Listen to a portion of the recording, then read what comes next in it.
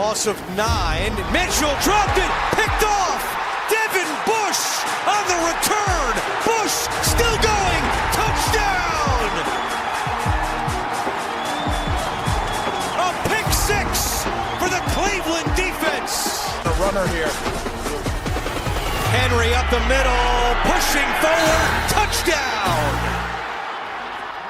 7th rushing touchdown of the year for Derrick Henry, and a quick answer by the Ravens. First time, it is Shedeur Sanders.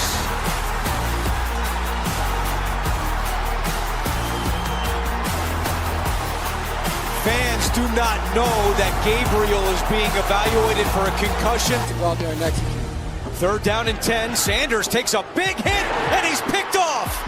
Intercepted on the play by Nate Wiggins. Sanders needs some help getting up as Wiggins has his 3rd pick of the year. Push himself. That is Andrews under center on 4th and 1. Andrews spinning away, and there he goes. Andrews all the way. Touchdown.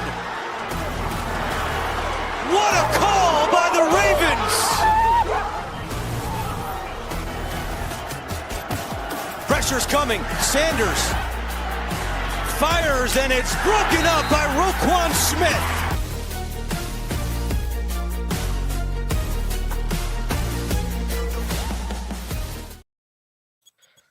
It's time, everybody. It is time.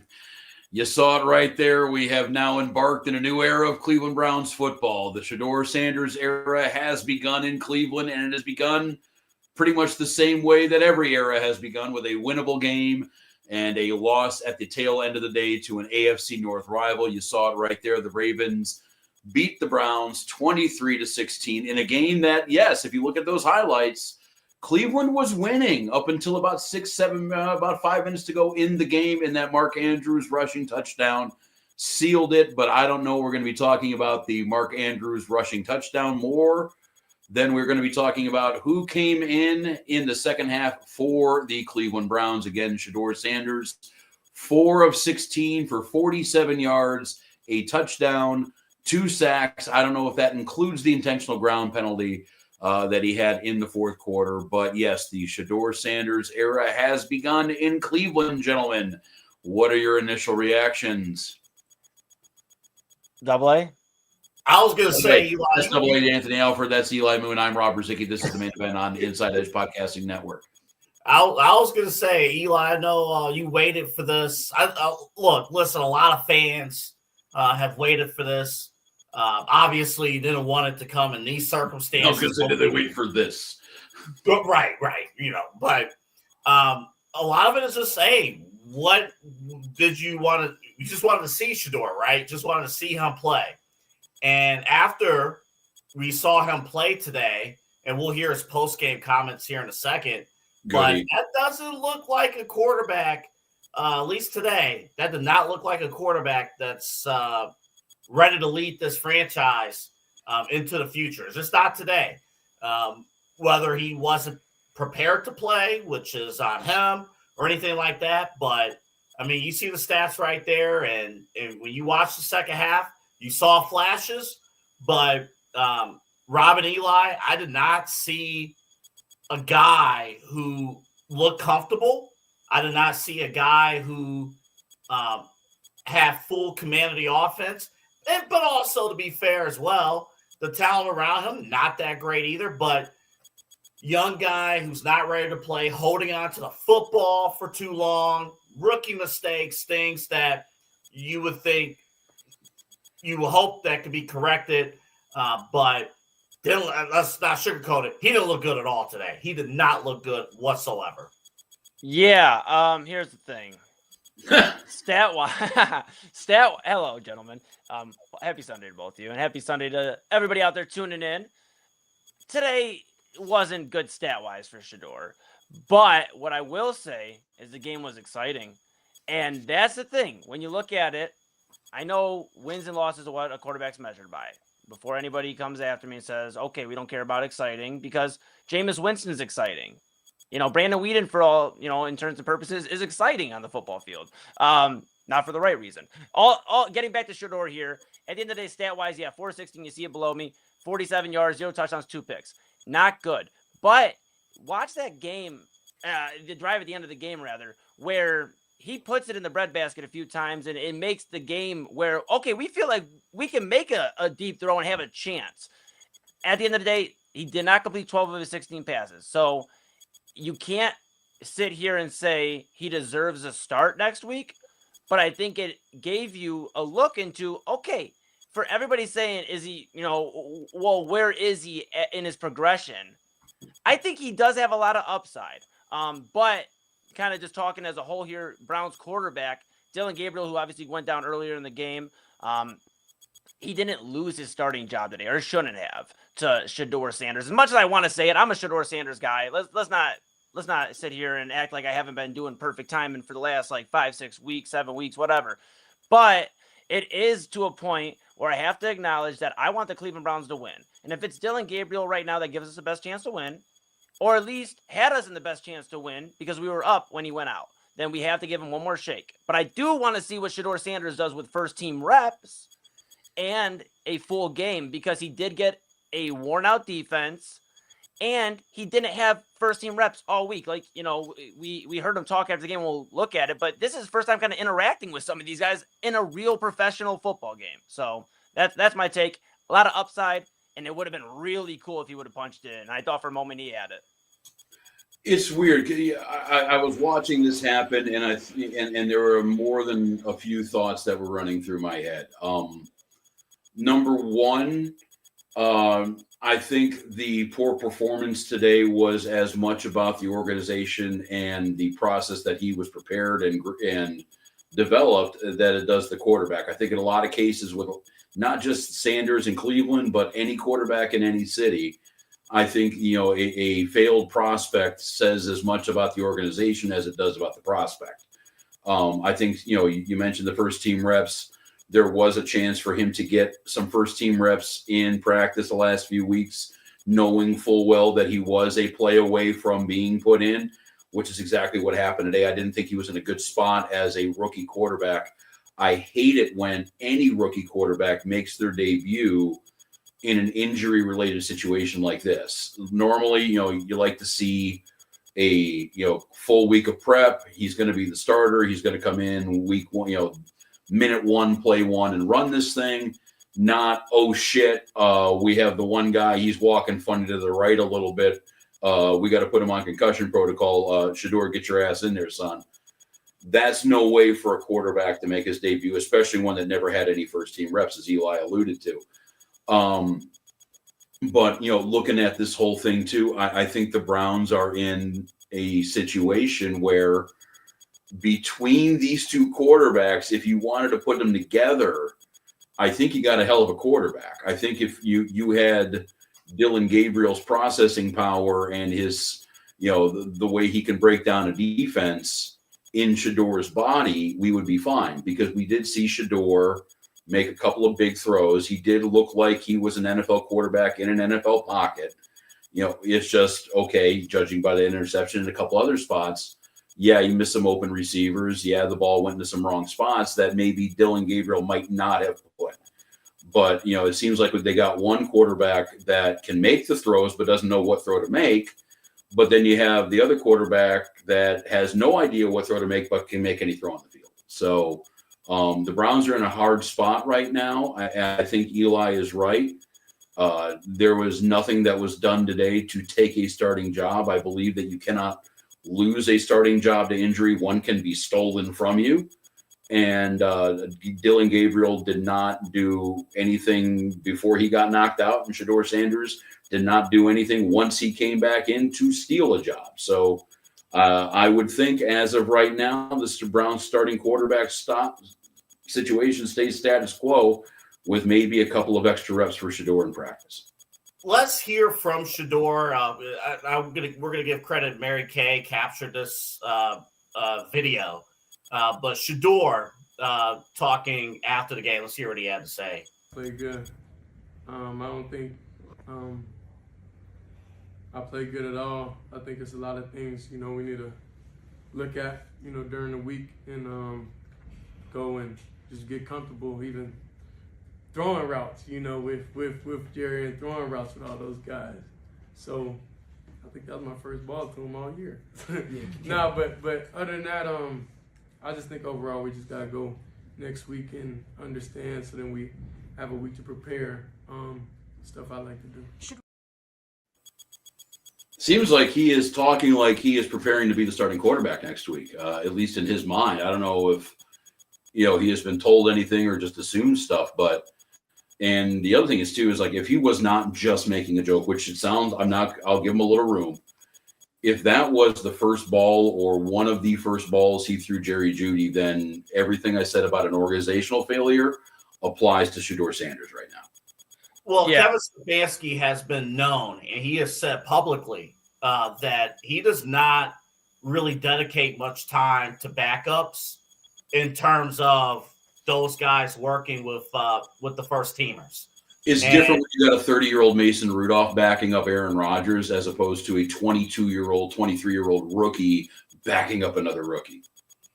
Yeah, and I mean, we know how the year started, with Joe Flacco and even Kenny Pickett, that fake 4-quarterback QB race. So that was all a part of it. Again, I think to your point, Rob, honestly, it's going to be up to Stefanski what he wants to do. This is one of those rare cases where no matter what he does, he will be wrong. No matter what he does, it's the wrong decision. Well, because he set him up himself. He's put himself in that situation. Mm-hmm. He's absolutely put himself in that situation. The way this is has evolved, and the way this is this quarterback competition room situation, whatever you want to call it, has evolved for the first 11 weeks of the season, has put him in a situation that there's really a no-win scenario here. But I will say this, though. For the fact that Shedeur Sanders did not, you could easily, you're a human being, right? Shedeur could have walked up to Jerry Jeudy and say, "Hey, let me toss some balls to you. Let's work, and do stuff." He could have stepped up and did that, and he did not. And the one thing I did question whether or not it was fair or not that Shedeur Sanders was going to play up to this point, I'm like, if Dylan Gabriel is limited in terms of upside, very limited, why has Shedeur not been able to overtake his job? And I'm not seeing qualities of a QB1 out of Shedeur Sanders. I know we've been talking about, he was projected to be a first-round draft pick. Hell, top 5 draft pick. And I get all that. But he has not done a good job of taking upon himself to own the process of being a QB1. He has not done that. He has allowed other guys to dictate his position. And it's his fault. Honestly, you do have a point where it was perceived with him coming out of his specific situation with an NFL an NFL Hall of Famer as a father, coached by that person, that was the one thing that we all thought Shedeur was going to be on, was going to be, hey, okay, if anything, he knows what being a pro is about. And yeah, you're right, Double A. It still seems like he's a college kid trying to play quarterback in the NFL as opposed to being a grown-ass man and making sure that you are, we've seen rookies before call workouts off season. We've seen, that kind of shit happen before. I don't know if he was empowered to do that.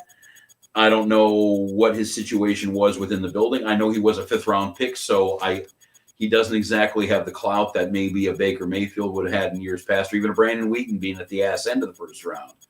I don't know where he would be at there, but yeah, there's definitely something in the development that isn't there because he's still holding on to the ball way too long, and that's not a athletic talent thing. That's a in the years thing.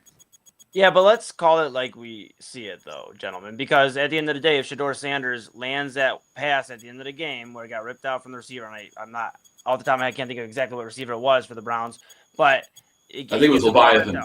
Yeah, I mean they have the receiving core is another discussion. I'm sure we'll get into in a second. They disgust me, but I mean at the end of the day, yeah, dude, it's like. But Shedeur Sanders, he nails that touchdown pass. Because I'm sitting here talking to Papa Moon, and I'm like, bro, I'm telling you, they score a touchdown here, and they have a chance to, and they got to go for 2. And I'm like, I know I'm crazy. I'll be the crazy one. That's okay. But I feel like there was a moment there where I started getting Baker Mayfield, New York Jets flashbacks. And it didn't play out. It didn't play out because we didn't get the tie. But imagine how on fire this city was. Record thrown out the window. Because as a Browns fan, we understand that we aren't making the playoffs. Obviously, we've been sitting here talking about it for weeks. But the momentum of knowing that, okay, we might have something here. And we still might with Shedeur. Let's be real. We still might. I think there's a ton of upside, really. But he gets that touchdown, and I'm sitting here talking to Pop Moon. I'm like, let's get a 2-point conversion, and let's set the city on fire. Like, let's score. Come on. It didn't happen. But if it would have happened, I really think we're singing a different tune. And we're talking about, man, does he have that magic? Because at the end of the day, even if he scores that game-winning touchdown, he's not going to throw for 150, 175 passing yards. It was still a rough, maybe a few more completions. It still was going to be an ugly stat line, but the win would have came there. And he was very, very close to securing the victory. And he had the arm to do so. That's what I'll say, too. Dillon Gabriel's longest completion of the day, no shade, 21 yards. That's the longest of the season, rather, for Dillon Gabriel. So that's a big issue when teams don't respect your passing attack. When they know you aren't going to air it out. They can put 8 in the box, and a guy like Quinshon Judkins looks, a little bit underwhelming at times. And that's what it comes down to.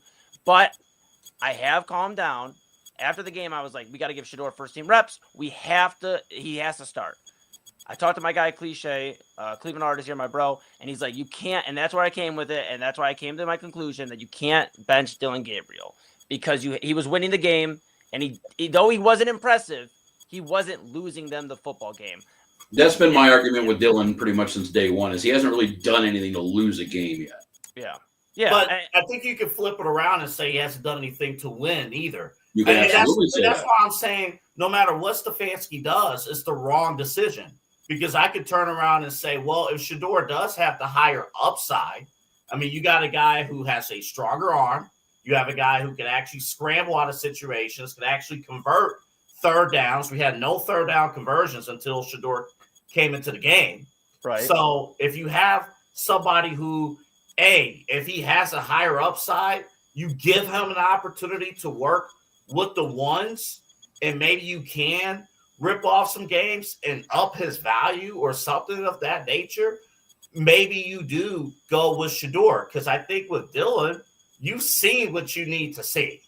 Let me ask you guys this. Do you guys feel like Dillon Gabriel is going to get significantly better than where he's at now?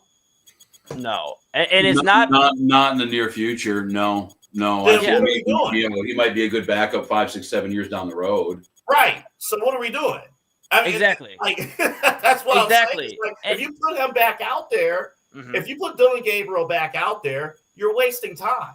You're absolutely wasting time. But Shedeur screwed up this entire process because he didn't come through on big plays neither. So that's why I can't even be really upset anymore if Stefanski does go back to Dillon Gabriel, even though there's no upside to putting him back. Well, and we've kind of alluded to it before with this, with just where these guys are at offensively. They got nothing. They it's not a good situation for any quarterback to be in. If it is a rookie Baker Mayfield, if it is a rookie Peyton Manning, whoever, Brock Purdy, whatever. I mean, Cam Robinson is not a left tackle in professional football. He is just not. There was a reason why. I don't think he got through the first quarter before his ass was benched, and there was a couple of bad. I think it was a false or illegal formation on a 4th and short play in the first quarter. I think that finally did it. Joel Bitonio, you mentioned him. He's should be a Cleveland Browns Ring of Honor player. I will completely give him that. But he is also in his last year, and he is also at the end of the line. And then, Jack Conklin perpetually injured and Wyatt Teller, decent enough. But when you only got one good guy in there, you got nothing on offense. You had, I don't think, did you have 100 yards today rushing? I think it was 104, 105, something like that, 106. Mm-hmm. Sorry, 106. Mm-hmm. So if you're going to put a rookie quarterback in, you better have a running game that can help him out. You better have receivers that can actually catch the ball. Jerry Jeudy, 3 catches on 7 targets. Like, this isn't, you're not, and that's why I'm saying this is an organizational failure too, because you're not giving either one of these guys a chance. Well, the problem is in the NFL. But the problem is, like, and Double A alluded to it, Rob, is that as much as I keep sitting here saying the right call, the moral thing to do, what they should do is put Dylan Gabriel in, because they were winning that football game, and we'll never know if he was going to win that football game. Do I think so? I think there's a few factors in there that we could look into. The defense was getting worn down. The Ravens were starting to kind of get more momentum going in the second half. I think that's something we could talk about. And the fact that, like I said, the longest completion of the day was 21 yards. But as much as it's the right thing to do, the Browns have to figure out what Shedeur Sanders truly is as a prospect, and potentially, and I say potentially because there's only 2 options to be the franchise quarterback that are currently on the roster. It's Dylan Gabriel or Shedeur Sanders. And right now, I like the upside with Shedeur Sanders, and I think he's the only quarterback on this roster that makes defenses respect the passing game. Is it always going to hit? And was it pretty today? No. 4 of 16. Not good. But he's airing it out. And we're getting to a point where they're going to, if you give him time, I truly believe, and I'll stand on that. I believe that if you give him first-team reps, Shedeur Sanders will look a lot better. Not even just, okay, he looked better, got more completions, whatever. I think he'd look superbly better in the game if you get a first-team reps, and I think it would do wonders for guys like Judkins and Sampson in the backfield, because they have 8 in the box waiting for him every time. Yeah, to hear in that clip that replayed with Shedeur that he did not get reps at all with Jerry Jeudy. He is not. It's November 16th. He has not thrown a ball to Jerry Jeudy until today. That is alarming. The other thing I'll mention too, because it's an organizational thing, it's an offensive thing. I heard the commentators on CBS, and I texted this to you guys during the game. In the second half, coming into this game, the Browns have a minus 44 point differential in the second half. Minus 44. Yeah. And when I texted you guys, I don't know what the final total ended up being, but there was a point. What, the second half? Add another 13 to it. Say that again. They were outscored 13-0 in the second half today. So minus 57 point differential in the second half.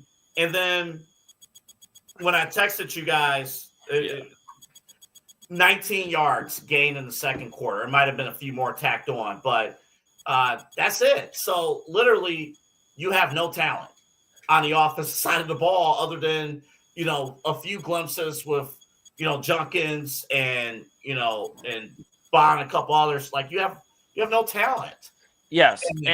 And it comes down to this, Double A. I agree with you where long term, we know what Dylan Gabriel is. He has limitations. And that's what it is. He's very, like Rob said, he's good at processing the football field. He does all the right things that you would want, out of a quarterback in terms of reading the football field. However, he can't get the ball to where we need him to get it to on the football field. And he can't see overall his offensive line at times. And that's just limitations that, unfortunately, he has. It's arm strength and it's size. And, that's a thing. So I think that means it was a terrible draft pick. I mean, yeah, and they traded up for him. So, I mean, but at the end of the day, Dylan Gabriel, at the end of the day, he was winning the football game. I'll keep going back to that. So we have to give him a shot.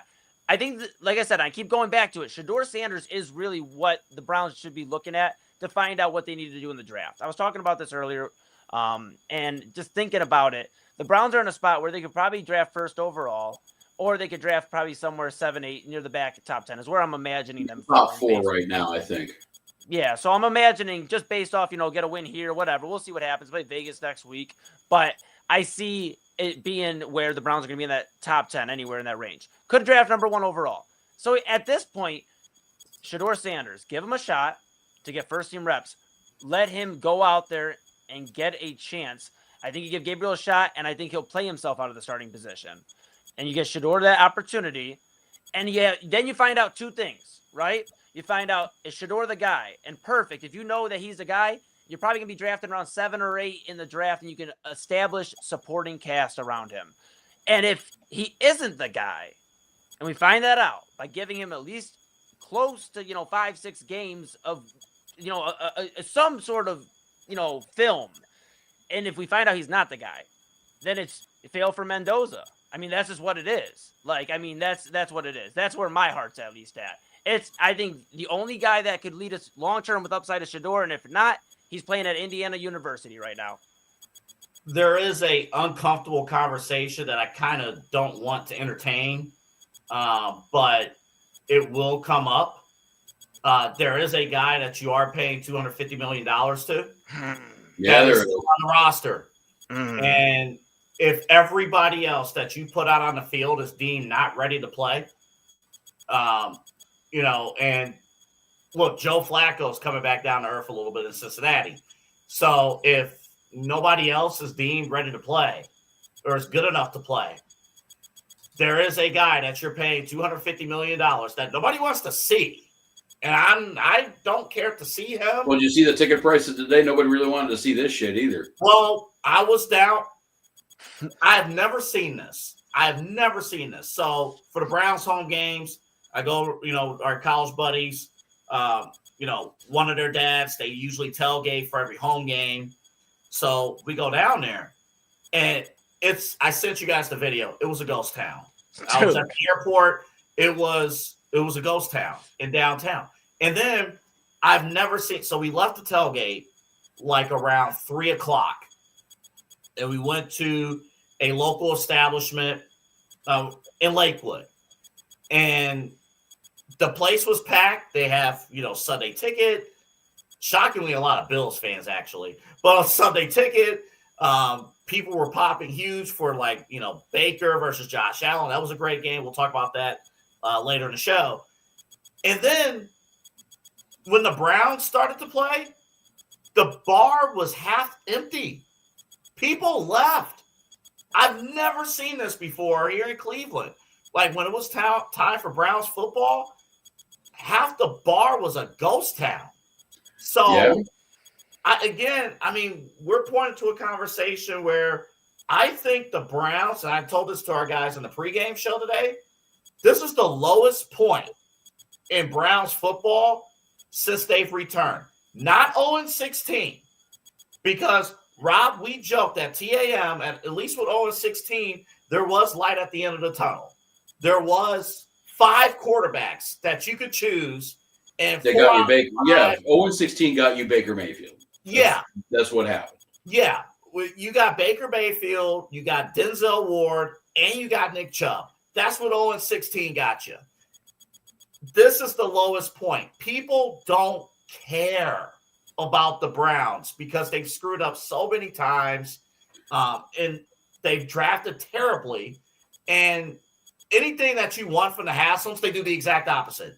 Like earlier in their career, they got rid of coaches too quickly. Now they don't get rid of anybody at all, even though it's blatantly obvious that everybody sucks.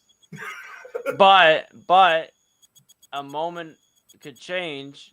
I'm just saying, because you know me, I'm big Cavaliers. Like, that's me. I love all the teams in Cleveland, but I'm big Cavaliers. I will say this. They figure the quarterback out, which they've only seen to do for about a season and a half to 2 seasons with Baker Mayfield. Until they screwed it back up themselves, yes. Exactly. It's almost like when somebody says, hey, the oven's, the stove's hot. Don't touch the stove. And you see that it's glaring red, and you still touch the stove. You did it to yourself. But I will say this, Double A and Rob, and I'll stand on it. Like I said, it's either Shedeur or it's Mendoza. And if they figure it out, one of those guys are the guy quickly, everybody's bought back in. Because at the end of the day, this, as much as we sit here and try to dissect it, this is a Browns town. And we can check out, we've checked out before. I understand what you're saying about lowest point, Double A, but all it takes is them figuring out the quarterback. All it takes is for somebody to They figure it haven't out. figured it out in 30 years, Eli, except for when they had Baker, and then they still didn't figure it out. I get it. But all I'm saying is if they can figure it out, I just don't think there's ever a way that Browns fans completely check out. And that's what it's sounding like. I mean, I get tickets were low and people are still going to tune in. I am sick and tired of them messing up the quarterback position and getting in their own way. And I'll tell you this, me and Pops had to grab dinner. We sprinted over to a quick pizza spot that you can grab it in minutes. We came back over here and I was Hot ready and to rush ready? the doors. Is it warm and available? Yeah. yeah, good one, Rozycki. Heck yeah. But I was in a hurry to get back home and watch the door. Pops. I'll admit. I will perfectly admit. I stayed awake solely because of the show. I did when I heard it was AJ Ross had the report for CBS. Dylan Gabriel concussion, and they showed the shot of Shedeur Sanders warming up, and I was laying on my couch. I'm like, dude. Oh, okay, here we go. Bro, I got picked up from Pops came and grabbed me from work today. So kind of him. And he had the game on. He's like, dude, did you see? And I'm like, what? And he's like, Shedeur's in. And I mean, it's just like, that's what I'm saying, bro. We want to buy into somebody. Even if he's not it, we can figure it out because we can get, it sounds so stupid, but we can get back to being terrible again to get in a position to draft a franchise quarterback. And then we just hope that we don't mess it up again. That's it. But if it's not Shedeur, it's Mendoza. They're going to be, and I'm not sold on Mendoza. I'm not really sold on any of the quarterbacks right now. The Browns are having some horrible timing and bad luck with this of having a couple of years back to back where there hasn't been a whole lot of help with quarterback in the draft. I mean, if this was 3 years ago and you're picking Bo Nix in the 20s, okay, I get it. But, we got Cam Ward last year, not much else after that. We've been seeing the whole, Caleb Williams, Jalen Daniels, all that, that kind of stuff happening. Who knows? And we're not really looking at it this year, too. You mentioned Mendoza. You got Dante Moore in Oregon. You got Ty Simpson in Alabama. And I think Lenore Sellers is kind of like the number 4 guy. He's the Gamecocks quarterback right now. Yeah. None of these guys move the needle quite like, a top 1, top 2 pick. The Browns might actually be better off letting Shedeur, and this is going to piss some people off, letting Shedeur just kind of ferment on the bench the entire year and ask yourself at the end of the day, who would you rather have day 1 of the season next year? A dude like Mendoza, Dante Moore, or Shedeur Sanders preparing as the starter throughout training camp? I don't know. The one solace I guess you can look at as a Browns fan and the one little morsel of hope is they did have a pretty good draft this year. Judkins is a player. That kid out of Michigan, number 4 overall, Mason Graham, he's a player. Carson Schlesinger might just be the defensive rookie of the year this year. Right. So they have hit on some picks fairly recently. So I guess there is some hope there, but you're right. You got to hit the Eli's right with the quarterback. Until you hit that pick, you can have as many 4-sack games out of Myles Garrett as you want. You're going to be a 2-8 team. Yeah. And go ahead, Eli. Eli, you go. I was just my final point on that, and it's a different discussion that we'll have to set a lot more time aside. But I think it's really on Mendoza because like I said, I've really got to watch a little bit more of Indiana recently, and seeing him ball out 30 touchdowns, 5 picks on the year, but 73% completion percentage, and that's something to keep an eye on. And something to mention about completion percentage is we have a guy who led completion percentage in college last year in Shedeur Sanders. So, I mean, there's a lot of things that I like about both of these quarterbacks. Yeah, if I'm almost positive, fact check me, Rozycki, but I'm pretty sure he led college football. Oh, there's another stat I'm checking. Oh, okay. Okay, please double check me though, but I'm almost positive it's Shedeur Sanders, 80, close to 80%, if not 80. And I think that's the thing the Browns got to look for. Somebody that's precise with the ball. And I think that's Mendoza. If they are to go draft route, if they are to go with the guy on the roster that got some playing time today, it is Shedeur. I think my final, just to wrap up, I know we've talked a bunch about quarterbacks. I guess to put a bow on it, I think it's down to those 2 guys. I think that's what it is. The Browns are either going to find out that they have a guy in Shedeur, or they're going to find out that they need to draft number 1 overall Fernando Mendoza out of Indiana. And then I promise you, I'll go out and get a jersey the day after he's drafted. Like, that's how confident I am if we do go that route. He's going to be a player. Here's my final point. I think, and this is all pending on Dillon Gabriel's injury designation for the week. If Dillon Gabriel's healthy, I'm very curious to see how Stefanski approaches this. Because in my eyes, if Stefanski goes back to Dillon Gabriel, I think Rob's point actually holds. I think if he goes back to Dillon Gabriel, I don't think you're seeing Shedeur the rest of the season. And if that's the case, Bailey Zappi should be the backup quarterback. And I think, in my humble opinion, I think if Stefanski had it his way, the depth chart is really Dillon Gabriel and Bailey Zappi. To me, that if he, I always thought they were in the situation. And I was a little surprised when they made Shedeur the backup to begin with, or at least when they put Gabriel in, because if if what happened today, I would be much more comfortable with Bailey Zappi coming in the middle of the third quarter than I would, or any rookie quarterback making their debut. And if Dillon Gabriel can't go, and also remember too, we're talking concussion, so they might have an out anyway with a, hey, he is injured this week. Ask Kyler Murray how that's going, and we'll put somebody else in. So, you do have a little bit with that, but I would be much more confident in Shedeur if they, put Bailey Zappi in the quarter and a half this week and then gave him and said, okay, Gabriel's still out. Shedeur's going to start, but we're going to give him the full week. So, I don't know. I think he should be the backup, or I think Bailey should be the backup quarterback. I think Shedeur should not dress at this rate for the rest of the season.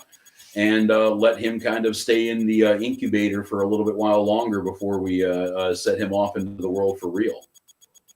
And I know we're break. If it was me making the choice, though. Yeah, double it. If it was me, yeah, Shedeur's getting the start. I think the upside's too high. I think you got to see what he could do with the ones. If Shedeur's right, I think he is. If Shedeur's right, he hasn't been able to work with the ones. You got to at least give him a week of practice to work with the ones and see. If you're going to be on a fair evaluation. If Stefanski's just sitting there going with whatever the fuck just happened, I don't care about, we're moving on. That's one thing. But yeah, if you're using this for evaluation, you have to. Yeah. Okay. Yeah. Everybody okay? I know we could probably yell about this for a little while longer, but we got to yell about some other stuff. Let's take a quick break here. We'll come back and we'll deal with the rest of the NFL. We had the Unk Bowl Part 2 happen today. Only one quarterback actually managed to get injured during that whole situation. We'll talk about that coming back. We had a shocking loss with the Los Angeles Chargers and the Jacksonville Jaguars. I'm still trying to process that one. That did not help us with the high draft picks with Jacksonville. No. And Jacksonville somehow is actually a playoff team if it were to end today. We also have a big game between the Chiefs and the Broncos. That ended up in a last-second win for, sorry, Swifties. But that went Sean Payton's way. We'll get through all of the NFL schedule. We also got a current Sunday night game happening right now with the Eagles and the Lions. Somebody eventually will find some offense. We might even talk a little bit about that too. But this is the main event on the Inside Edge Podcasting Network. I am Rob Rozycki. We have Eli Moon, and then we also have AA Anthony Alford. And we will be right back here after a short message. Smoke them if you got them. We'll see you soon.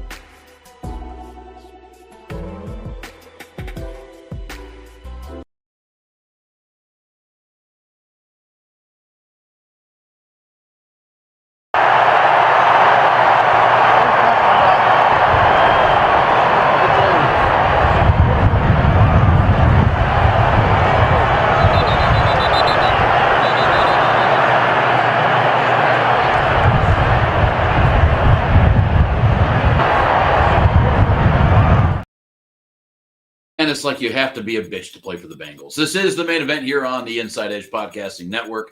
I am Rob Rozycki. We have Anthony Alford, Eli Moon, and what you just saw, courtesy of local Fox 19 news out of Northern Kentucky. Cincinnati, was what was this? Jamar Chase and Jalen Ramsey, or was it T. Higgins? Either way, No, one of the Jamar Chase. Chase. What's up? Jamar Chase. Okay, so I was right the first time. I should have went with that. Jamar Chase getting in the grill of Jalen Ramsey, who admittedly the entire game were not exactly pleasant with each other. It boiled over there in the third quarter with video that appears to have Jamar Chase spit in the face of Jalen Ramsey, and then you saw what Jalen Ramsey did. I think if he would have had a helmet in his hand, he would have tried to do a Myles Garrett impression. But yeah, we at least the Steelers won 34-12 over the Cincinnati Bengals. Again, the Bengals, they're very, very good at starting shit, but they're not actually good at winning football games, and that was the final score right there. The big news out of that, along with the Jalen Ramsey ejection after that play, was Aaron Rodgers left the game really right about halftime and did not come back with a wrist injury. And it looks like now the Steelers are fearing a slight break in his throwing wrist with 7 weeks left of the regular season and possible playoffs. I guess we'll start our NFL roundtable conversation out with Steelers and Bengals, the other NFC North game, and all of the fruit that bared today. Yeah. First off, I will say kudos to Jalen Ramsey, because anybody that spits on anybody, it's on site. Like, I'm just being real. Like, any man knows that. Like, grown man. It doesn't matter if you're on a football field, a hockey rink. I don't care where you're at. You could be at the bar, the club. Any person spits on you. That's like the highest disrespect you can get to a person, I feel like, in terms of like combat. It's like you could have easily chose, if you're Jamar Chase and you're already like, and I don't know what was said, but you could have swung and whatever. It could have been a big, melee. Like, it turned into already at that point, after the fact. But to spit on him, I'm with Jalen Ramsey, and I hate the Steelers, but I'm with Jalen Ramsey. I think that was crazy. That's my take on that. As far as like the Rodgers stuff, Rob, I know you brought up about that. Yeah, dude. Hey, the Ravens 4 in a row after beating our Browns, unfortunately.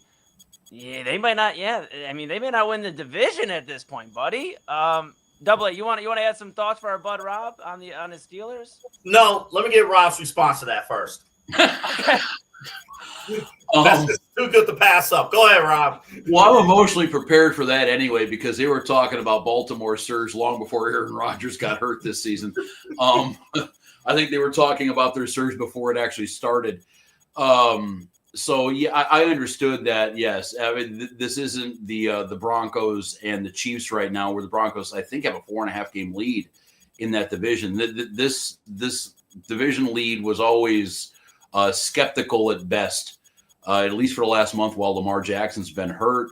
Right now, the quarterback situation stands Mason Rudolph, who came in and, unlike Shedeur Sanders, did pick up the win and mop-up duty. But it looks like it's going to be him to start with, and freshly activated this week was Will Howard, the Ohio State. Hey, let's go. So he will, I would assume, be elevated up to the backup role at this rate. So I remember what this offense looked like with Mason the first time. Now, grant you, that was Matt Canada, that whole decision-making tree, and Rozycki, you could put anybody with Mason Rudolph. Come on, bro. Hey, dude, like, you would have said that last year about Daniel Jones. You would have said that 2 or 3 years ago about Sam Darnold. You would have said that about Baker Mayfield a few years ago too. So, and I'm not saying he's going to be any of those guys. Oh, yeah. But who knows what could happen with an offensive coordinator, at least trying to get these guys to win a few games while the guy's out. Your defense is going to give you a chance. Although I'm looking at your schedule. The problem is with the Steelers defense, what's that tackling? They don't know how to tackle well, which for defenders is a little crazy. It's like Jerry Jeudy not knowing how to catch the ball. He's working on it. He's working on it.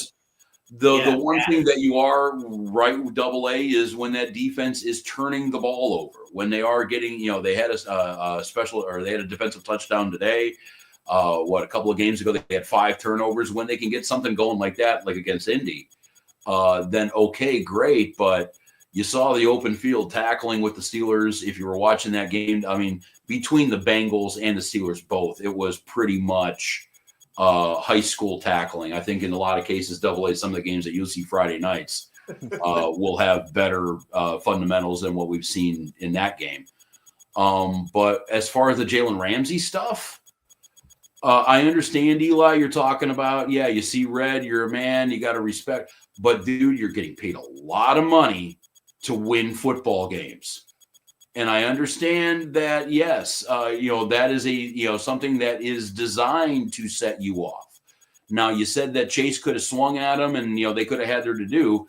The difference with that is Chase would have got ejected. He didn't get ejected with this one. He managed to do it in a way that the officials didn't pick up on it. And as Jalen Ramsey knows, because he's the instigator in a lot of bullshit, your job, if you're getting messed with like that, is to just shut up and get out of the situation. And Jalen Ramsey, he's a veteran in this league. He has been called, the best corner in the league several times. I'm still trying to figure that one out because for the best corner in the league, I see him running in the opposite direction after the ball carrier a lot. But again, a veteran player in this situation should not be costing their team in that situation. I'm just sorry about that. Ramsey's got to get his shit together. He's a veteran. He's an all-pro player. But Rob, it doesn't act like it. It doesn't matter, bro. It doesn't matter how many millions of dollars you're getting paid. Clearly, it did because his ass got lost. But no, listen. I want you to hear me. It's on a deeper level than just a Sunday football game. A man spitting on another man, no matter where you are at, will lead to that exact response. I promise you, no matter who the fact, I promise you. And that's what I'm saying. At the end of the day, I get it. You're a Steelers guy, so you don't want to see one of your best players on defense getting kicked out of the game, though it was a game you guys won pretty handily. But I would also think if I'm a Steelers fan, I'm going to call Jamar Chase a baby back fucking bitch. But I get it. But I get he is on that team, and he doesn't really he was getting his ass kicked that day. He wasn't going to do anything on the field. He had to do that to have a chance of catching some balls. By the way, if Opus doesn't clip that, shame on our system. Go ahead. No, you're good. I was going to say, it's like, but this is the thing, Rozycki. It's like, I know the thing about Jalen Ramsey and the thing like you even kind of hinted at it, and he's on your team. Oh, well, this aura about him. He is pretty damn good, okay?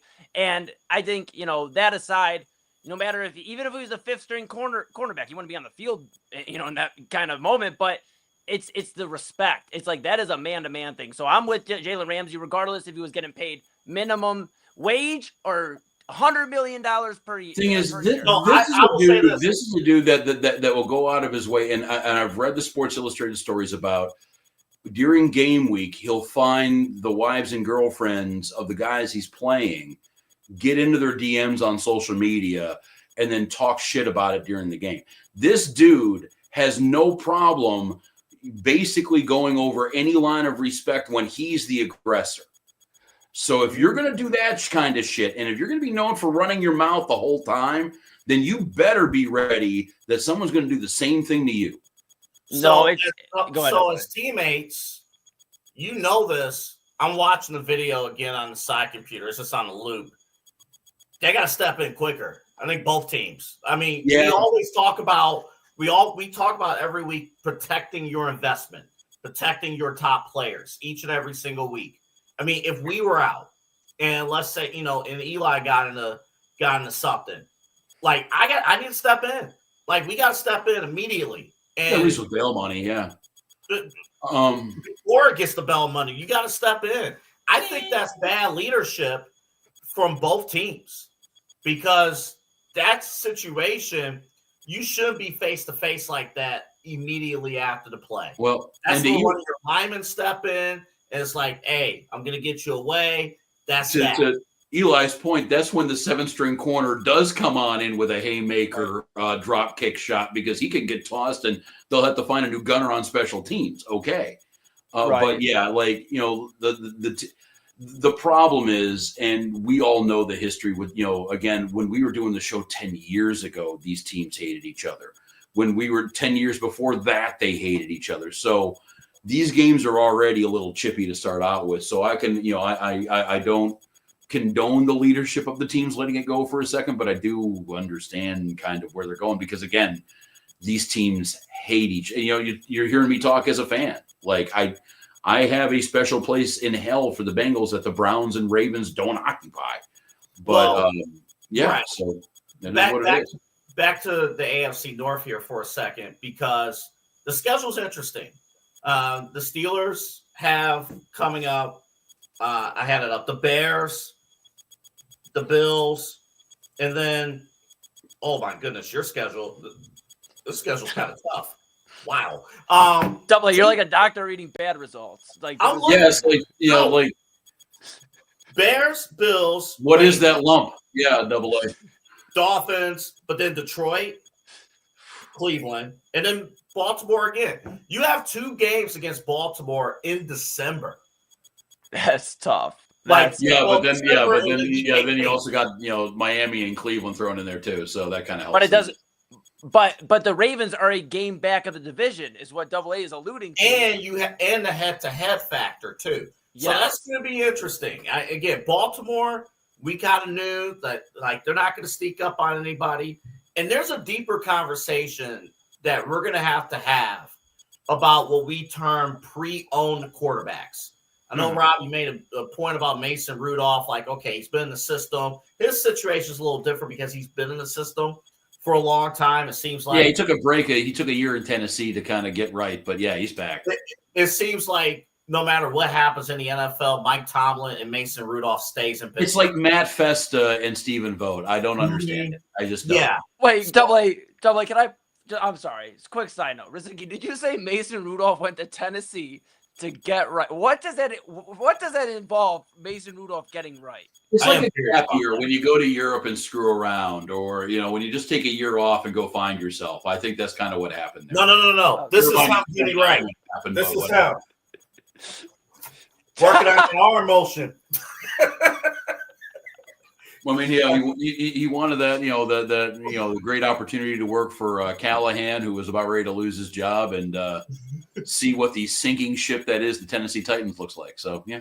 Sometimes you got to find out the grass isn't always greener on the other side, Well, you go from well-ran organization to the Steelers, from that to Tennessee, which, hey, let's fire our GM. Hey, let's fire our head coach who's going to go to New England and kick some serious ass and trade A.J. Brown and, screw around and get rid of Derrick Henry can walk. That's fine. Yeah. Yeah. But that's the thing. When you let great players walk out of the door, great coaches walk out of the door, and then you wonder, why are they winning elsewhere?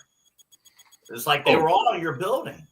Well, I mean, you can say the same thing about the Browns and Vrabel too, but yeah, well, that'll be a discussion for a different day. But we can, I think we spent enough time here on this whole NFC or AFC North matchup here. We got the Bengals and the Steelers. We got the Ravens and the Browns. Obviously, it's going to be the Steelers warding off the Ravens from Baltimore for the next couple of weeks, months, however long it's going to be here. Other big games that have happened today too. I think the biggest one of the bunch. I think the game that everybody in Cleveland wanted to watch when the day started, Chiefs and Broncos. The Broncos improved to 9-2. The Chiefs now are at 5-5. They are on the outside looking in. They are the current 8 seed right now in the AFC, with the 3 teams in front of them all beating Kansas City head to head. So they don't have a tiebreaker for the wild card. Right now the Broncos, it looks like, and I cannot believe I'm saying this while Mahomes and Reed are kind of a thing in Kansas City, Broncos are going to win that division. And Kansas City is going to, whatever they're going to have to do now in the playoffs is going to have to be on the road. Yeah, it's going to have to be, first off, statement win for the Broncos. I think if we did the whole judge a team by its resume, kind of like the old BCS, like, hey, who had the top teams, excuse me, based on like who they played and everything like that. You could have said a few weeks ago, oh, Denver beat this team because that quarterback was out. Denver beat this team because, the other team was just trash and things like that. This was their biggest win in 10 years in Denver. The biggest win since the AFC Championship game when Since Peyton Manning beat Tom Brady. This was their biggest win. And they needed this win. They needed to show that, to be honest, as great of a season as they have had, that it isn't a fluke, that they can put together a game plan where their defense is on point.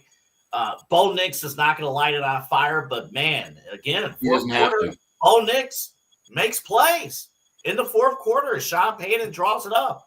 And here's the other stat, too, about Kansas City. Last year, we were saying KC doesn't look that great. They were 11-0 in one-score games. Their record this year in one-score games, they played in 5 one-score games, 0-5. Kansas City suddenly this year cannot win close games.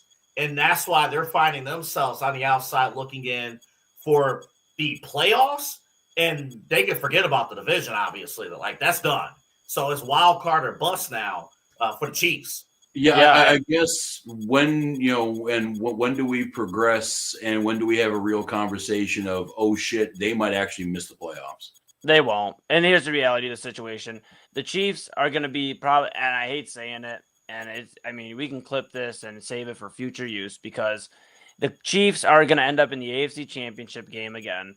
They are, and I'm not going to go out on a limb and say, I don't think it's really a limb, but based off the record this year and everything considered, I'm not going to say they're going to go to the Super Bowl again or win it this year. I don't know if they're that far, but they'll be one of the final 2 teams because this is what they've been waiting for. The Chiefs have tried to paint themselves as the underdogs the last 2-3 years as the team that struggles while they have Tyreek Hill, in the past, Travis Kelce, Andy Reid, a Hall of Fame head coach, Patrick Mahomes, the best quarterback in the league. We can have a discussion. I think it was a few guys here coming soon, depending on how they keep playing. But Patrick Mahomes, obviously all these guys, they haven't had this season where they've actually had true adversity. And now they're having it. And I think this is going to be a year where they do get in as a 6 or 7 seed. I agree with both of you, where they don't win the division, but they are going to get in as a 6-7 seed. And they're going to be the scariest 6-7 seed that any AFC team is going to want to have to play. That's just the reality of the situation. Well, I think right now what we've been betting on all season with the Chiefs is prior performance. Is the fact that they have been to 3 out of the last 4. They've won. They are the closest thing to a dynastic team in the modern NFL right now. But the fact of the matter is okay, they got some guys back a few weeks ago. The offense looked like it was on track for a second. It was not moving today. But I don't know how much I want to put on the Chiefs for losing this game instead of Denver for winning it. Right. This is a Denver Broncos team that's going to break their franchise record in sacks. This defense looked as stout as ever this time around, 19 points to Patrick Mahomes. And you think about it, they did that without Patrick Surtain today. He was sitting out. He did not even dress today. And they've been dinged up on defense here and there, and somehow they have managed to win it. Bo Nix, Sean Payton, I think right now, this is Sean Payton's masterclass as the quarterback guy. You look at, everyone talks about Kyle Shanahan right now, and they're good, at developing quarterbacks. Kevin O'Connell in Minnesota, Sean McVay. These guys are quarterback whisperers. They can turn around a lot of these pre-owned quarterbacks. These are the mechanics that fix up these beaters and turn them into resellable cars. Mm-hmm. But that being said, you still got Sean Payton there, who was the quarterback guru that had all these guys on his assistant staff, who is the OG here, who turned Drew Brees into from a reclamation project with a bad arm into a bona fide top 5 quarterback, probably of all time, if you want to get down statistically at least. So he's doing this right now with Bo Nix. He is piloting the Broncos, I think, with an intensity and with an organization that doesn't happen with a lot of NFL teams right now. And as long as the Broncos have that defense and a quarterback that does not turn it over, and Bo, I don't think he had a touchdown today at all, but I think he 280 yards, 290 yards passing today. He did enough to win. And yes. Yeah. Okay, and I know you were talking about possibly replacing him maybe in the next year or two with Sean Payton, but I think he has this dude. Sean Payton does things with the media. Again, he has a connection with Colin Cowherd. Again, if you missed it last week, there was Colin Cowherd reported that Sean Payton might be looking to draft a quarterback next season. This was reported last week. Because Denver looked great, but Bo Nix was regressing. And he was during the year, but he made the plays. The Kansas City's interesting because they've never been this deep in the water. Well, 2 years ago, it seemed like rock bottom Christmas when they lost to the Raiders 2 years ago. Right. But here's the thing. Because Denver has an elite defense, I don't know if Kansas City can't really do much against an elite defense. However, they got the Colts next week. They got the Cowboys the week after. Two teams that are not known for elite defenses. So if there's ever two games where Kansas City's offense and Mahomes and Kelsey and the whole crew can get it together offensively, I think these next two games, even though the Colts are 8-2, if the Colts can't get in a shootout with Kansas City, if they get into a shootout, KC might win it. Right. And Andy Reid's going to scheme against Daniel Jones. Well, the thing is with that game, that's going to be on the Kansas City defense. That's going to be on the Kansas City front seven. If John Taylor, Eli's boy, if he can control a game like he has been the first couple months of the season, the thing is with the Colts is like, and if you look at the numbers, they got more passing and rushing yards on first down than anybody in the league. If they stay on schedule, if Jonathan Taylor can pick up 5 yards of carry on first down, Kansas City can lose that shootout very, very quickly because they might only get the ball 6 times that game. Well, let me just say this. It is going to be a test for Kansas City for sure. Yeah. I appreciate all the nods to my fantasy football team. Bo Nix, starting quarterback. Jonathan Taylor, starting running back. We could break down some other players on my fantasy football team, I'm sure. I mean, pretty good, guys. I'm 9-1. What about Sam Darnold? You want to go to the Seahawks? He got a hell of a day. Not one, not two, double A, not three. not three, but four. Oh, I'm sorry. Yeah, four. Who has him in our league in fantasy football? Oh, hey, tell us about that game a little bit. You want to talk about Seattle? Not really. I mean, it was a game I was just kind of watching peripherally and watching my fantasy quarterback. What's the term? Shit the bed. But yeah, I mean, Seattle. I don't. They're just like the problem. Every time we think they're for real, every time we think that they could be doing something here for actual the nuts and bolts here, they end up going against a pretty decent Rams team and a game they could have won. I mean, any game that you lose by 2 points and you had 4 turnovers, you could win. So yeah, now they're sitting there 7-3. It looks like the Rams are going to take that division. So who's the backup quarterback in Seattle? Ultimately, what's up? Who's the backup quarterback in Seattle? Dang, dude, Get to know that kid. He's gonna take over that job. Oh no, he's taking over that job. This team is too good. He is too good. Or Seattle's too good. Drew Lock. I think it is Drew Lock. Yeah, we know him. Double A. He's not good. Or you have Jalen Milroe there from Bama last year. Okay. All right, now we're cooking. Now we're cooking. Listen. Sam Darnold, there's film on him. There's film. And Vikings fans right now are like, we made the right call.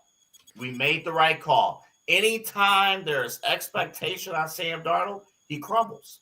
And he doesn't do enough.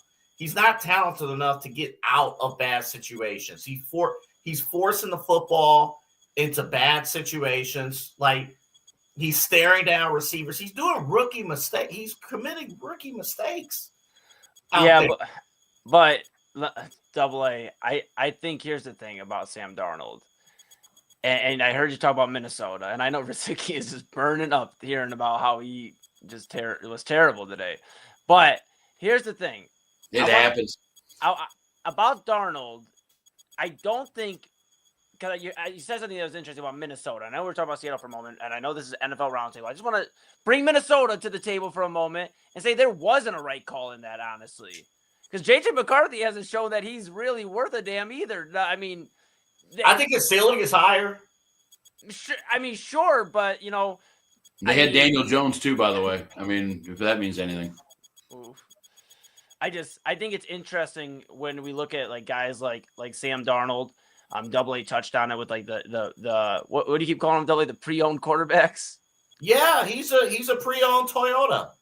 I mean, but what we're looking for, I think, out of these, at least what I'm looking for out of these types of quarterbacks that you're dubbing, this section of the quarterbacks in the NFL, we're just looking for them to be better than what they were.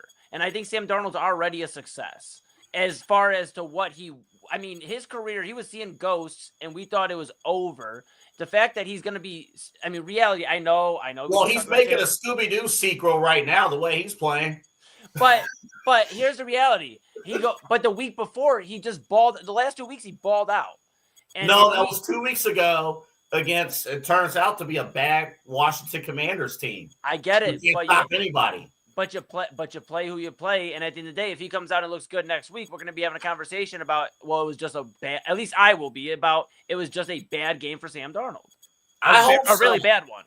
I hope so. The problem, though, and when we hit this time of the year and into December, that was a division game, right? Seattle and LA Rams, divisional games.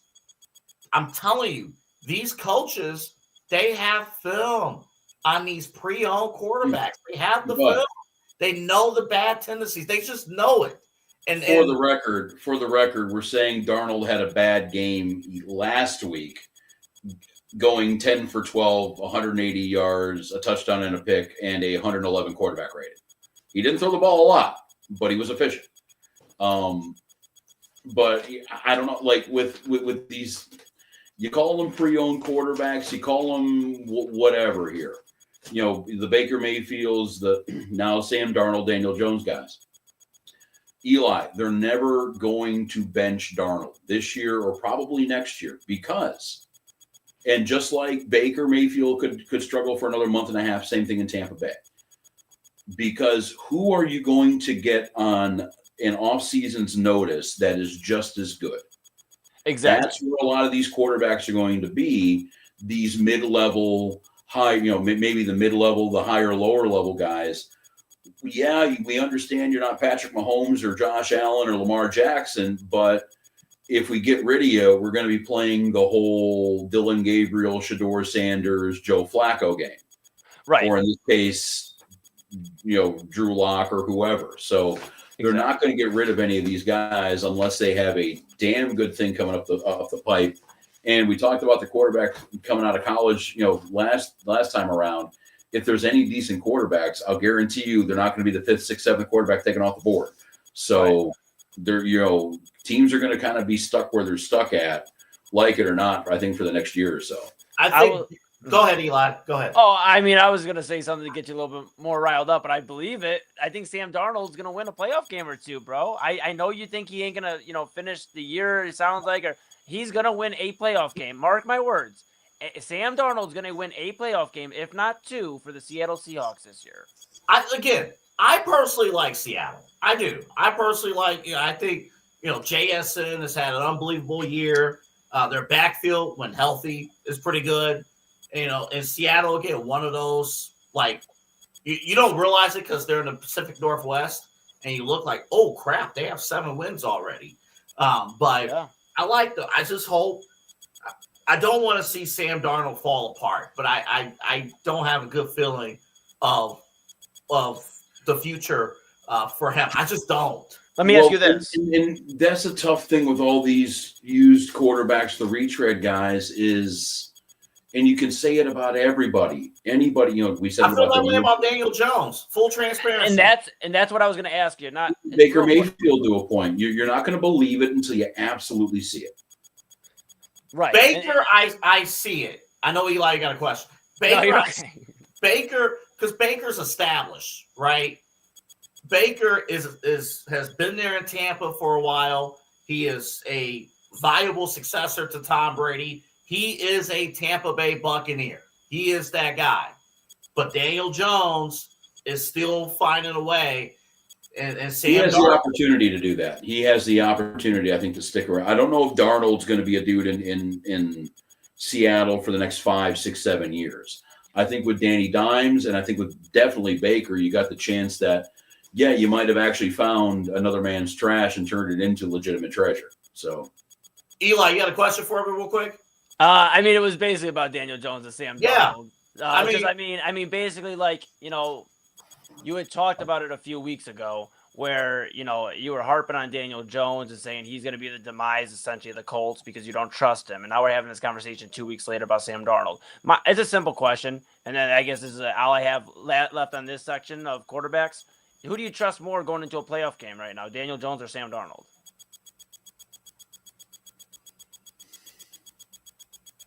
probably Darnold because he's played a playoff game. I'll say Daniel Jones just because Jonathan Taylor's in his backfield. Yeah, and Jones did have that one playoff game with Saquon Barkley, the 1 year the Giants. Okay, yeah. Mm-hmm. But I think I have more double A thinking on this one. The one with Jonathan Taylor sounds like a pretty good option. Yeah. I agree. I tend to lean towards that, but I'm just saying, and I touched on it, Sam Darnold can have those moments of explosiveness. Is he going to be the franchise quarterback for the Seattle Seahawks? I don't know. But I think he can be explosive and has enough weapons around him. Or if they just get on a run, just remember, a guy we talked about in Cleveland not too long ago going on a run here, and he did it in Baltimore, Joe Flacco. He's not necessarily going to be a guy you talk about in the history books with Peyton Manning and Tom Brady, but he's got a ring, and he got hot. That's all Sam Darnold's got to do. Can we briefly talk about Josh Allen? He has 6. I was going to bring that up because, another team that has looked great at points and then has looked like absolute dog shit at points. And that is your Buffalo Bills, who did thwack the Tampa Bay Buccaneers 44-32 today. And that was a great game. It was, and then, Buffalo pulled away. But it's crazy. Like, we were trying to get a read on the Bills' offense, and their receiving core, they've been dealing with injuries throughout the year, missing some key guys. But you were waiting. I was waiting for, every once or twice a year in the regular season. We know that Josh Allen's one of the best quarterbacks in the NFL, but he's never really in week-to-week conversation among popular quarterbacks in conversation. Didn't he win the MVP last year?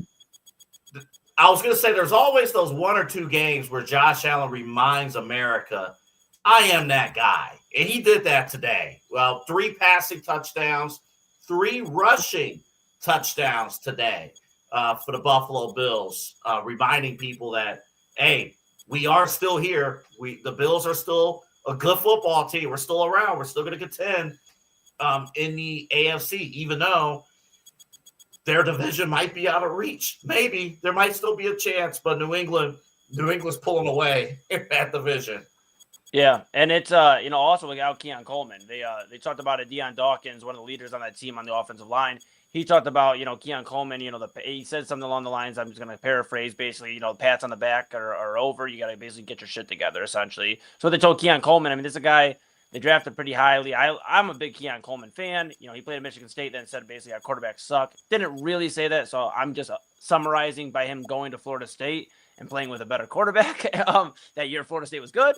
But long story short, they put off Keon Coleman because they said no performance issues, just other stuff. So to be able to do that with one of their top receivers on the roster was impressive too. I think it's crazy too. I do want to just address the Buccaneers because they lost this game. I think it is absurd how much hate Baker Mayfield still gets in Cleveland for the people that didn't like him when he was here. I think it is absolutely absurd. I scrolled through my Facebook still, and you would think he still plays in Cleveland. And you know what? I wish he did. I wish he did, but you see so much, Baker looking like Baker. Last time I checked, Baker's leading his division. And yes, I know they lost today, but 32 points from the offense isn't the reason you lost a football game.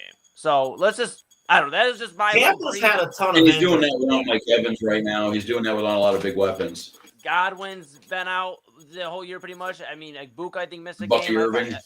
Exactly. I don't know. That was just, I had to get that off my chest. That was just an Eli Moon moment.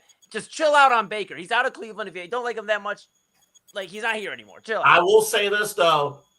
Tampa better be on their P's and Q's. Yeah. Because there's a team that plays in Charlotte, North Carolina that got a big overtime win today, and they're over 500. Yeah, I think the Carolina Panthers, ironically enough, yes, are 6-5. They're a half a game back right now of the Tampa Bay Buccaneers. Trying to see the next time they do play each other. They actually play each other 2 out of the last 3 games of the season. So if Carolina is in striking distance, that could get very interesting. And Tampa themselves, yeah, I mean, they're at a point right now, you can say it's, Detroit, New England, and Buffalo. Okay, those are 3 teams that are not exactly easy to handle, but they have lost 3 out of 4 now. And, I'm not trying to say this to bag on Baker, but you are trending down, and you have the Carolina Panthers of all teams trending up, coming up right behind you. And they're going to be dealing with San Francisco next week. So that's not a very friendly game for them on the West Coast. So Tampa Bay, yeah, you're both on the West Coast, I believe. I think you got Tampa Bay has the Rams on Thursday night. So you got both teams have a pretty tough matchup, and both teams are, especially Tampa Bay. We're just talking about, the Steelers getting lapped up by the Ravens. At least the Steelers can say Lamar's a 2-time MVP. The Ravens are the Ravens. This was almost expected. If you're Tampa Bay and you got Carolina coming up on you, I don't know if you feel the same way. Well, but Carolina is a solid football team who drafted really well. I got to give credit. Inside Edge host TK was on Carolina's tail we did a season preview, and he said, watch out for the Carolina Panthers. Their receiving core, they got big guys. Bryce Young actually made a leap in the second half of the year last year. And Bryce Young, he's healthy. He's going to make some plays. And Bryce Young's been making some plays. Carolina, and I'll say this too. We have always joked about the NFC South, that it would take, an under 500 team usually comes in first place in the NFC South. I think this is the year. You got to win, I would say, at least 11 games to 10 or 11 games to win. We're talking about 6-4 and a 6-5 team. I mean, it's going to be competitive. I don't know either one of these teams are going to truly have a chance to stretch their legs out and get to, 12, 13 wins here. Can I address the Baker thing here? Because I do think when it comes to the playoffs, we talk a lot about the NBA, and I'm sure we'll talk a lot about the NBA as their season's kicking off, rolling, about a month or so in, whatever. But at the end of the day, it's, we talk about playoffs and playoffs not mattering in the NBA and when should it matter and all this. With some of these, I don't know, maybe it's just me. With some of these teams, I know they're going to get to the playoffs. It's just track record for a lot of these guys, or at least, most recent track record, whether it's a team or a player or whatever.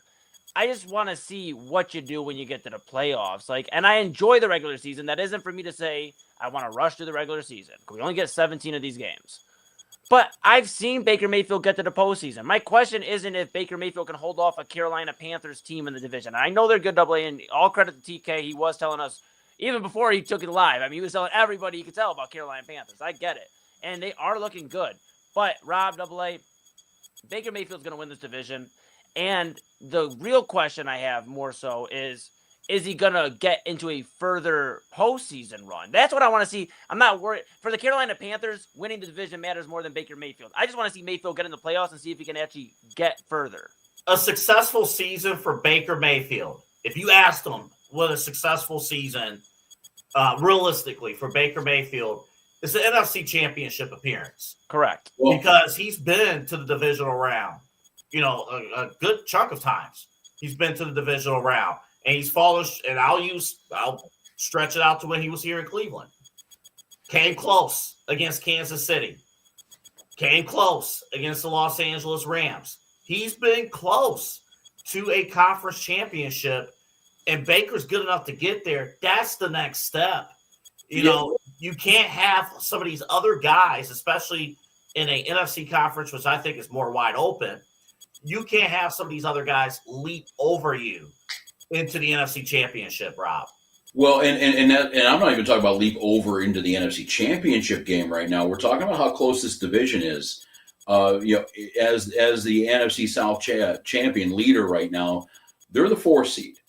If they were to somehow flip spots with the Carolina Panthers, they turn into the 9 seed, and Carolina's only a half game behind them.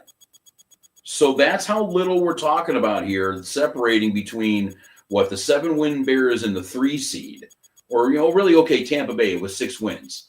They're the 4 seed right now. The next 5 teams have also at least 6 wins. So, the Tampa is going to have to take care of business coming up right now. Again, I can't stress this enough. 3 out of 4, you are not trending in the right direction. I mean, remember, we were talking about Baker Mayfield this time last month being an MVP candidate. That really hasn't been happening lately. So but they have to right this. I'm not saying they can't, but they gotta get this thing back stabilized again. Well, once they get their go ahead, Double. I was gonna say the current MVP leader right now is Drake May. Yeah. I mean, he's one of the guys. I'd love to have that discussion, but real quick on Tampa Bay and the I get the muddiness of the 6 playoff wins and all that. One thing you mentioned at the beginning of the Tampa Bay discussion, Rob, is they are missing Bucky Irving. They are missing Evans. Evans is going to probably be out. I think he's out for the rest of the year, or if not, extended period of time. Godwin's his 1,000-yard streak's done. Yeah. I thought it was officially for the year, so I just wanted to make sure. But Godwin has been, really struggling to get the field, which sucks because Godwin is, I don't know, he's been just a cool receiver to watch his growth, like playing with Brady, not playing with Baker, and it's cool. But they're gonna get some of these guys back, is what I'm saying. Even if they can get Bucky back, Bucky's a huge addition to that backfield because not Ronald Jones, geez almighty, Rashad White. I was gonna say Ronald McDonald. Ronald Jones, remember that? Jeez, Ronald Jones, man. I had him in fantasy football one year. But Rashad White and Sean Tucker, they're complementary backs to a Bucky Irving. Bucky Irving is the alpha in that backfield, and I think just getting him back alone, that could help Tampa Bay out. But I do think, I get it. We're at an evaluation point where the division's close. I think when we look back in this division, they win it by at least a few games, and I'm not worried. At the end of the day, just get into the playoffs. If I'm looking at it as a Tampa Bay point of view, I don't care. Just get into the playoffs and then get me to an NFC Championship or a Super Bowl. By the way, we got a final Philadelphia winner over Detroit, 16-9. Yeah, I was waiting for Detroit to pull their heads out of their asses the entire time, and again. And that kind of, and I guess we can kind of conclude the NFL discussion with this blanket, situation. I think this is where we're all at, and we can throw any example that we want in here. If it's the Chiefs, if it's the Bucks, if it's the Carolina Panthers, the Lions, the Eagles, whoever here. This league is the hardest I've ever seen to predict from week to week. We have had teams that look unstoppable. If you were to ask me a couple of weeks this season, I would have told you straight up Detroit was the best team in the league. I would have looked at you and said, Philadelphia's fallen apart. I would have looked at you and said Buffalo, Kansas City are falling apart. But I also would have looked at you at points in time and said they're the best team in the league. So the consistency or lack thereof right now from week to week, we didn't even mention the Packers. They barely beat the Giants. Look at the teams the Packers have lost to. Great teams don't lose to the teams the Packers have lost. And I'm counting the Browns number 1 on that list. And, this whole Detroit thing, look at what they were doing last week. They looked like they couldn't be stopped. And right now, Dan Campbell, glasses and all, trying to call the plays again, looked more like Ken Dorsey calling plays than he did, Bill Walsh. So it's just a crazy, crazy thing right now with the NFL just in general. I really can't tell you who the great teams are. I can tell you who a few of the bad ones are, but I can't tell you who the great ones are. Well, and I'll leave it at this here. this is the most fun I've had in terms of being a football fan because, again, you're going to have a ton of favorites as wild card teams. And some of these young up-and-coming teams who have had great seasons, they're going to be tested in the playoffs, and they may not be favorites in those games in the playoffs. No, I mean, we could have a situation where Kansas City, Baltimore, and Buffalo are all wildcard teams. And I would go as far as to say between Kansas City and Buffalo, I'm sorry, hometown boys, those two teams are pretty much assured to be wild cards. I could see the Ravens flipping up and taking that division. But the other two teams, if they're going to go to the Super Bowl, they're going to have to do it on the road.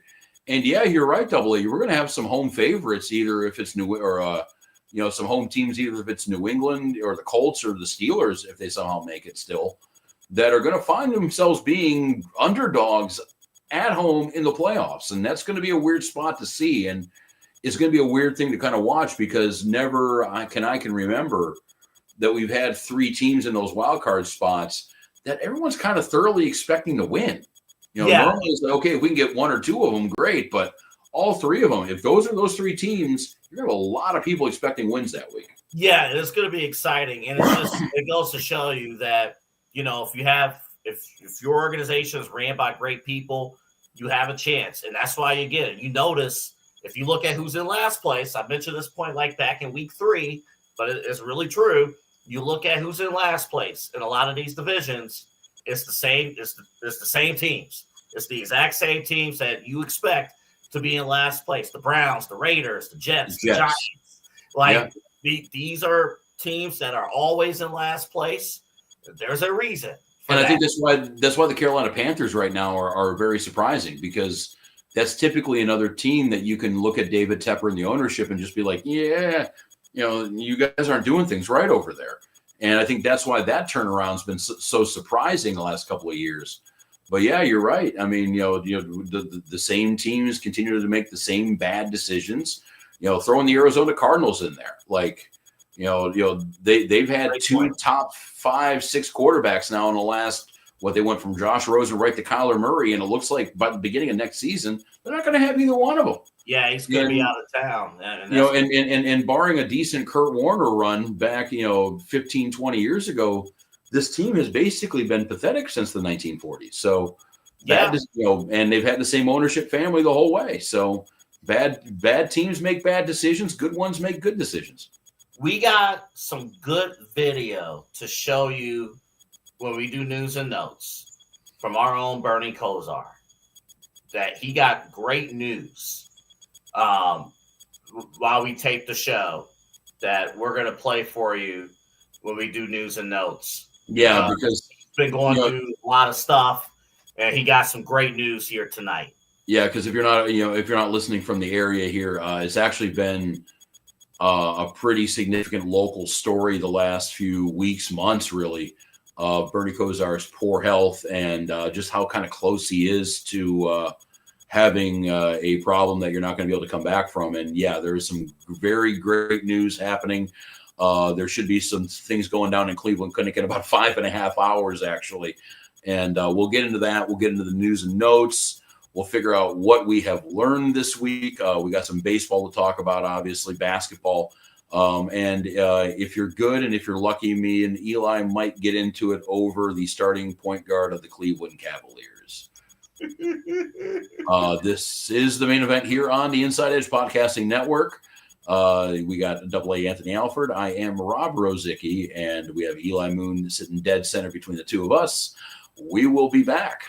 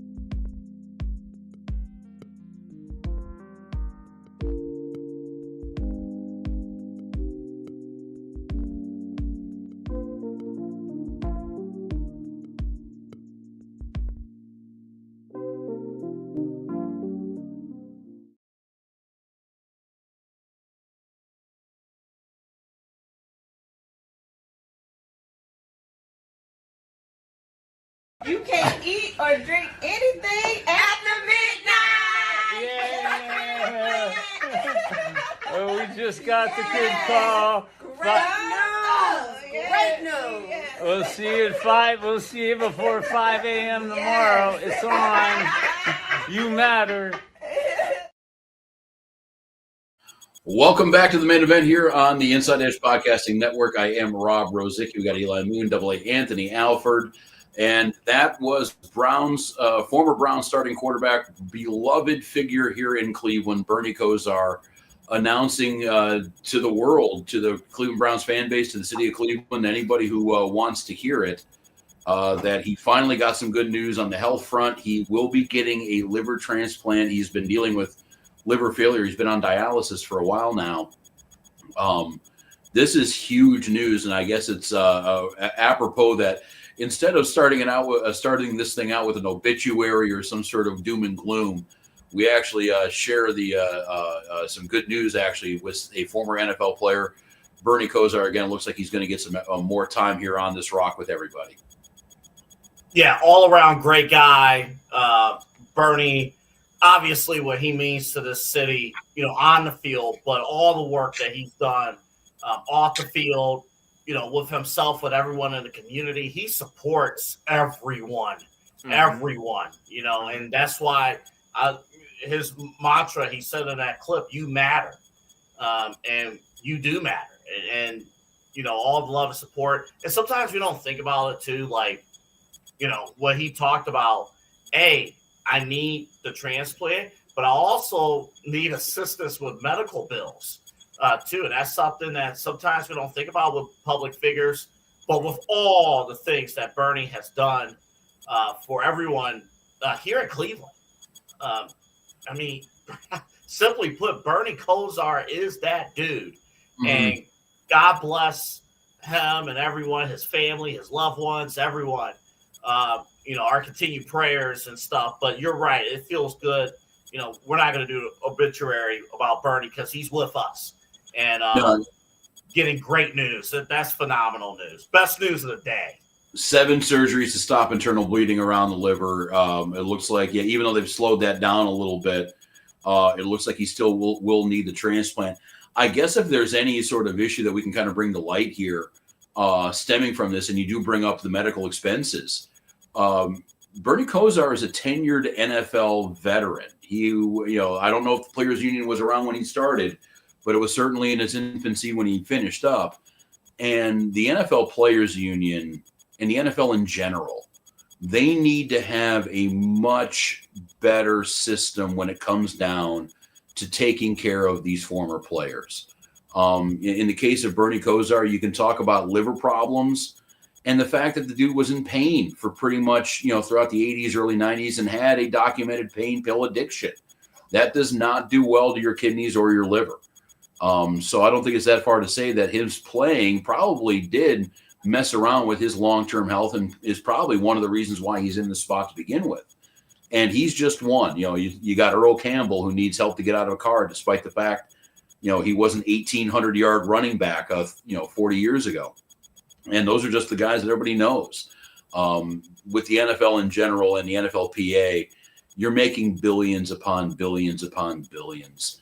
Why are the guys that got you here? Why are the dudes that built this league having to sell memorabilia, having to go for GoFundMes, having to go through all of these quite frankly humiliating things for somebody of their stature to just sell Super Bowl rings?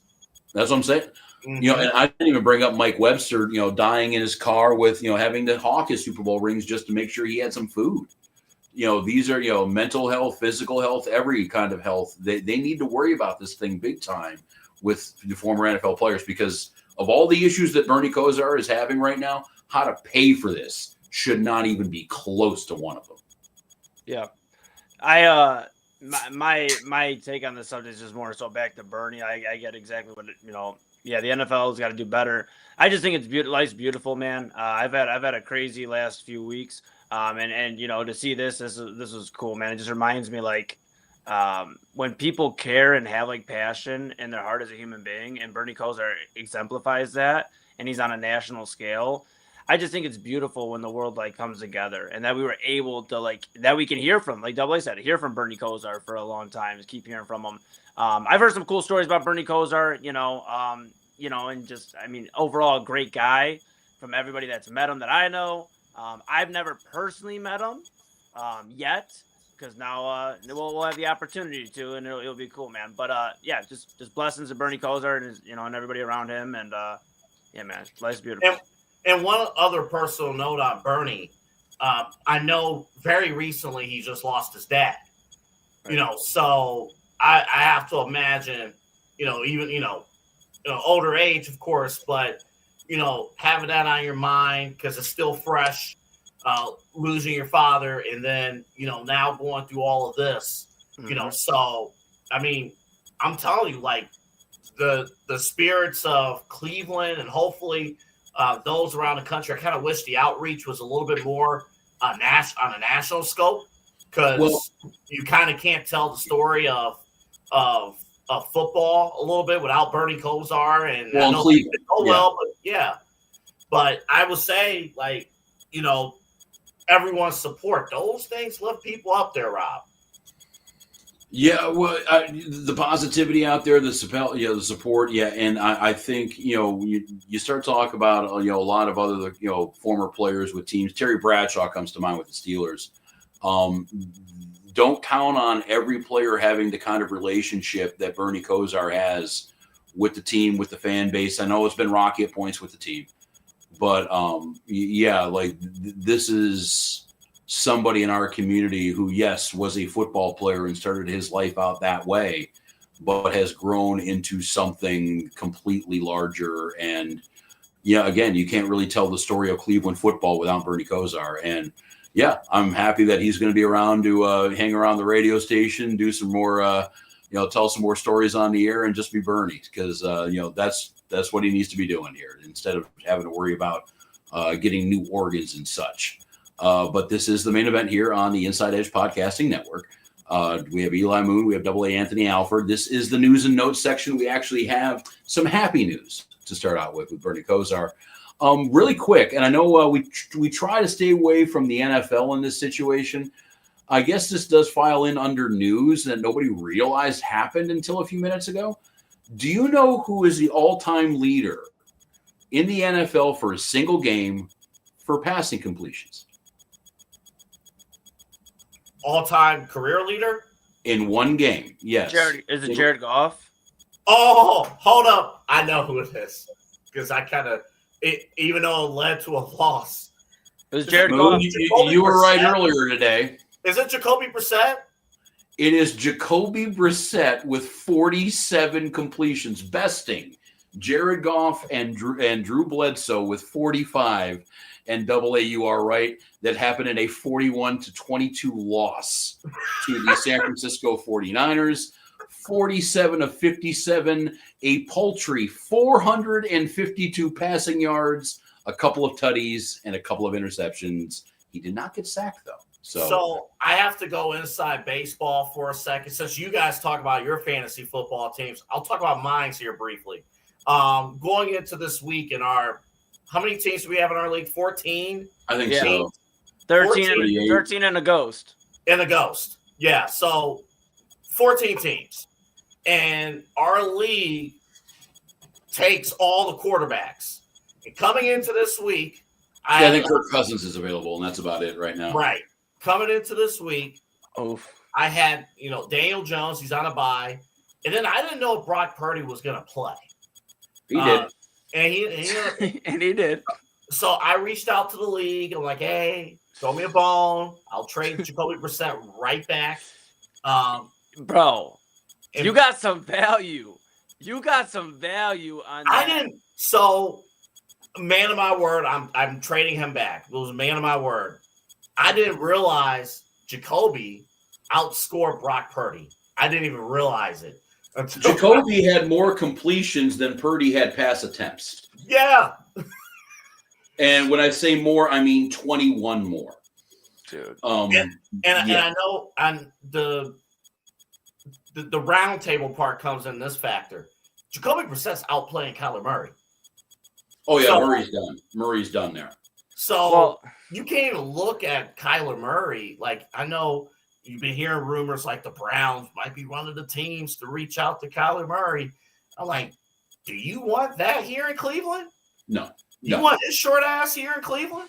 Well, here's I my mean, if I'm a Call of Duty, team, maybe, but Well, here's my point on Double A's, point on Jacoby Brissett.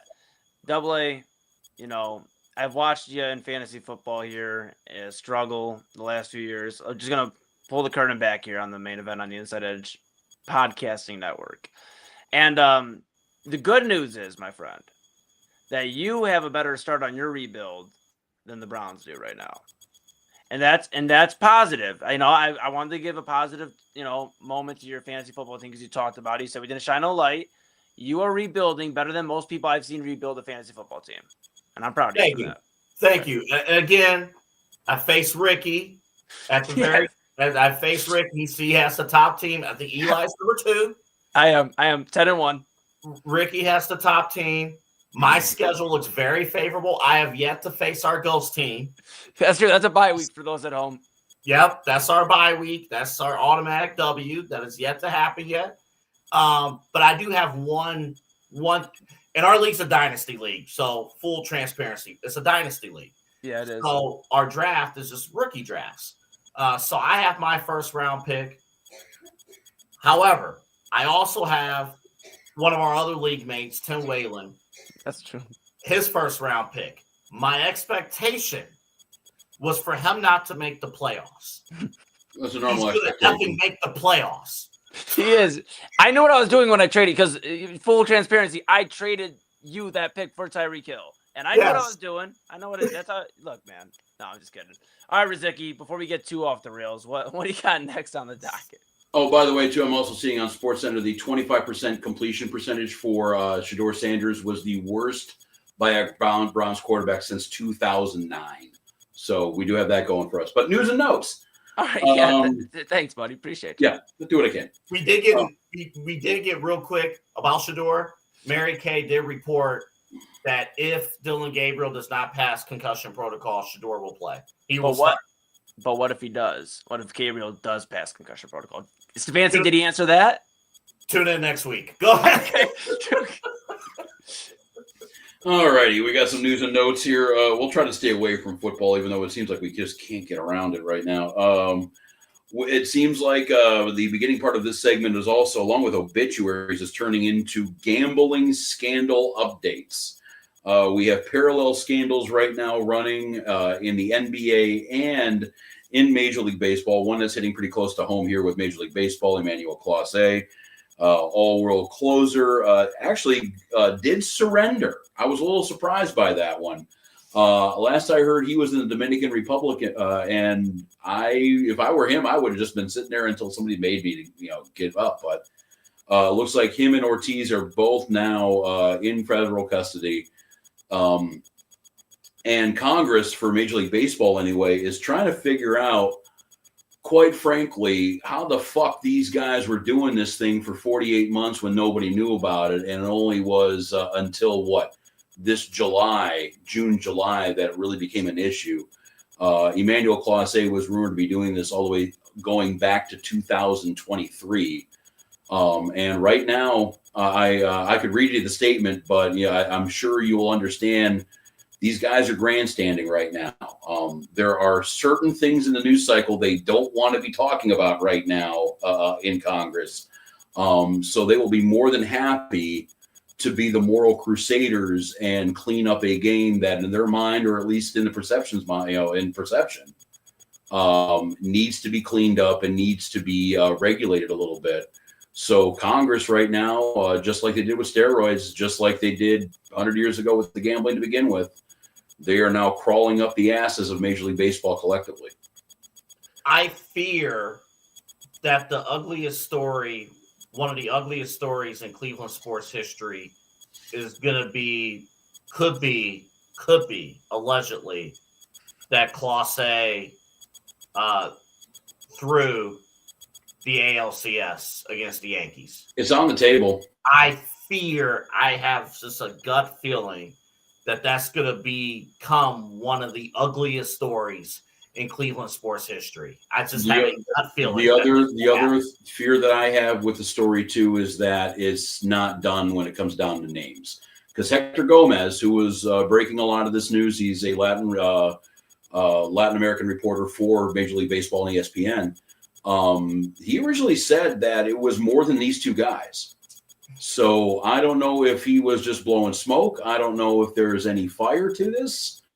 But that's my fear, is that we are not done yet with possible names and accomplices with this. But AA, you're right, too. I mean, that's the scary part about this story, is that this could escalate on a variety of different fronts, a few levels, and all of a sudden we are in some bona fide hot shit.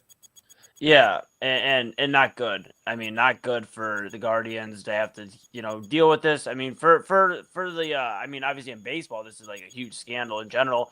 But just the Guardians have stayed out of like trouble. Besides like me getting on them about like off-season stuff and like not signing players, you don't really see them in the news for bad stuff. The only thing was, remember it was Clevenger and Plesac who were like dining all over Chicago during the pandemic. That's about the only thing I can think of disciplinary wise over the last 10 years, really. That's what I'm saying. And it's like, so like, I feel for the Guardians organization, because like they have, like I said, as much as I get on them, they are one of the more consistent organizations here. And it is a shame that they're dealing with this. It's just a really bad look on them, on Major League Baseball, on everything, on a sport that's trying to grow. I think the sport as a whole, Major League Baseball, is growing. I think the pitch clock, I was very against the pitch clock and them doing, I felt they were rushing pitchers. Me and AA have gone to a few games since then.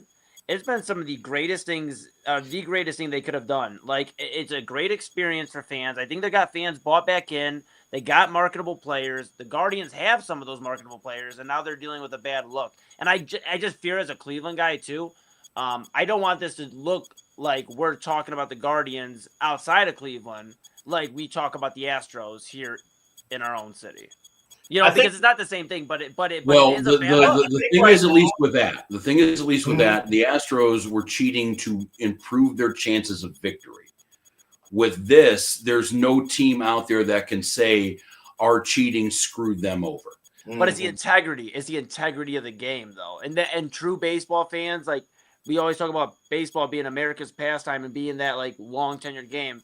I mean, any sport, but baseball, it's a very integrity sport. It's like, this was a time where hitting a player was acceptable to set a tone for the game, like throwing a straight fastball at somebody. So they've always been. Should be.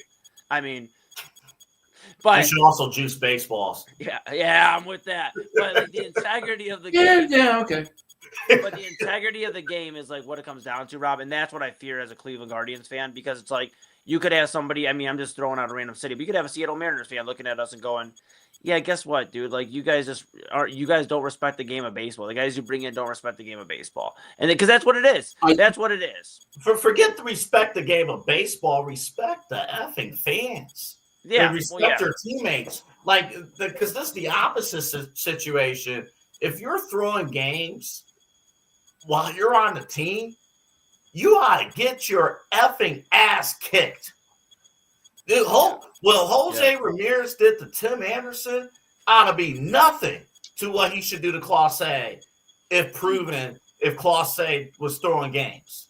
Like what I find amazing though, and in 2024 when he was, tanking pitches here and there, again, this is a guy who was tanking pitches. 0.61 ERA, 47 saves, 67 or 66 strikeouts in how many innings pitched? I'm looking at 74 innings pitched. Imagine what he would do if he was throwing strikes the whole time. Like that I think is the ultimate kick in the dick right now with this team is, Luis Ortiz, he was a new guy. He was in spring training this year. He was playing for Pittsburgh last year and got cycled around in that Jimenez trade. But Clase, man, he's been leading the league in saves 22, 23, 24, probably would have this year too if it wasn't for all of this stuff.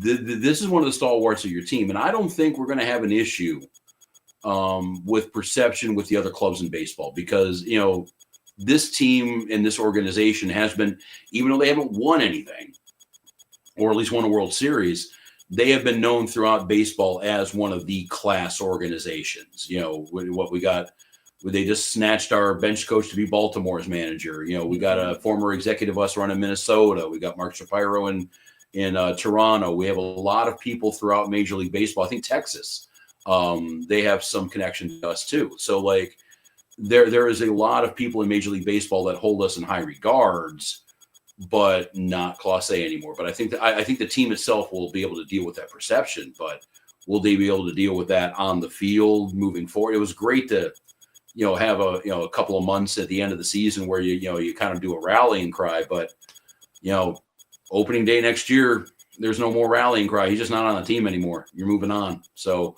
we'll see if they can come up with that one. It's going to be Cade Smith, who's going to be the closer. But, it's a whole lot for baseball to be handling right now. And I'm sure, and this is what I really wanted to say too, is if, the management of this team, if it's Chris Antonetti, if it's Cherney, if it's even Stephen Vogt, they're going to be nice to the press. They're going to be nice and say, hey, we have we'll defer all comments to Major League Baseball. We respect the process, so on and so forth. Back behind the scenes, I will guarantee you, now you got Major League Baseball lawyers calling you. You got now congressional lawyers calling you. Like, there's going to be a lot of bullshit these guys are going to have to deal with in the off season, and hopefully it will be done by the end of the off season, because I don't want to see what this is going to do to the team bleeding over for another year. Well, and I'll add to this real quick before we move on. When Deshaun Watson came to town for the Browns, right? And this is no shade at our reporters who are in the locker room every single day. It's not a shade. But when big news happens, it ain't just the sports people that's in that locker room. The Galax, some of the other news reporters, they're coming to your locker room. Don't be shocked if some of those news people are coming to your dugout, standing next to Zach Meisel and Andre Knott, some of the other reporters who are there every day covering sports. And I love everybody involved. But that being said, Stephen Vogt, take it from me, I don't know much, but if you see Pablo Torre walking towards you, run as fast as possible in the other direction. I know you're a former catcher, and I know that's probably not that fast, but get the hell out of the way, because that's exactly what Double A is talking about. If it is the I team here locally, if it's Pablo nationally, it's going to be the flavor of the month to crawl up your ass and see if there's anything else that they could find. Yeah, and they're not going to tell you they're showing up either. They just go show up. They just go roll in. If the claws say that's a big deal, they're just going to roll in. Now, on the basketball front, yes, updates there too, Rob. Yeah, we got some more developments here. The Wapton and Lipton, I think, is the outside firm that they always use. The NBA has contracted their investigatory firm to now talk to some teams in the NBA pertaining to this gambling scandal. Again, Terry Rozier, Damon Jones, Chauncey Billups, to a lesser extent, implicated in this wide-ranging scandal, sharing information and tanking prop bets and everything else going on. The NBA is fearing actually, they're not even fearing it, because Congress is already asking them questions to begin with, too. They want cell phones. They want evidence from the Lakers, from the Magic, from Charlotte, I believe. I want to say Miami in there too. There's about 4 or 5 teams that are around this that the NBA wants to know the full story, and I think the NBA is in a situation, if they don't learn it and they are told it by somebody else, people are losing jobs. If Congress is letting the NBA know what's going on in their own house, Adam Silver is now the former commissioner of the league. Yeah, that's the big story right now, with the basketball stuff. And I just get, man, you got to start turning over cell phones. And the thing that worried me about this whole story, I keep thinking back to like like Gilbert Arenas just openly speaking, just spewing on the situation. It's like, yeah, this person did that, LeBron did that. Like, whoa. And LeBron's now being wrapped up into this. Yeah. Who's gonna, I hate to put it like this, but it is what it is. Somebody gonna snitch. Somebody's gonna snitch to Congress, and things are gonna burn down, and it's gonna cost people jobs. Well, yeah, because they're gonna look over to the Major League Baseball and see 65 years in these indictments. They're gonna shit themselves, and they're gonna sing like a canary. Mm-hmm. Yeah. Yep. It's gonna get crazy. And it's going to be all spewed on some podcast. It's like, hey, this is what this. But I will also say this about the whole cell phone. Some of these players, they don't want to give up their cell phones. It won't because of the gambling. They'll be fine with the gambling. They'll be fine. There are going to be some other secrets exposed on those cell phones. Oh, there's going to have to be a conversation with this law firm. Well, hopefully there will be some sort of confidentiality in there, because I know exactly what you're talking about. I know it's a different sport. It's the same kind of thing that gets Stephon Diggs 4 baby mamas at the same time. You're going to have wives and girlfriends, hopefully not interacting. And I would think that there's a lot of information on those phones that would be worth a lot of money to people. I see bigger problems than gambling in some of these personal lives that only Maury Povich, he may have to come out of retirement.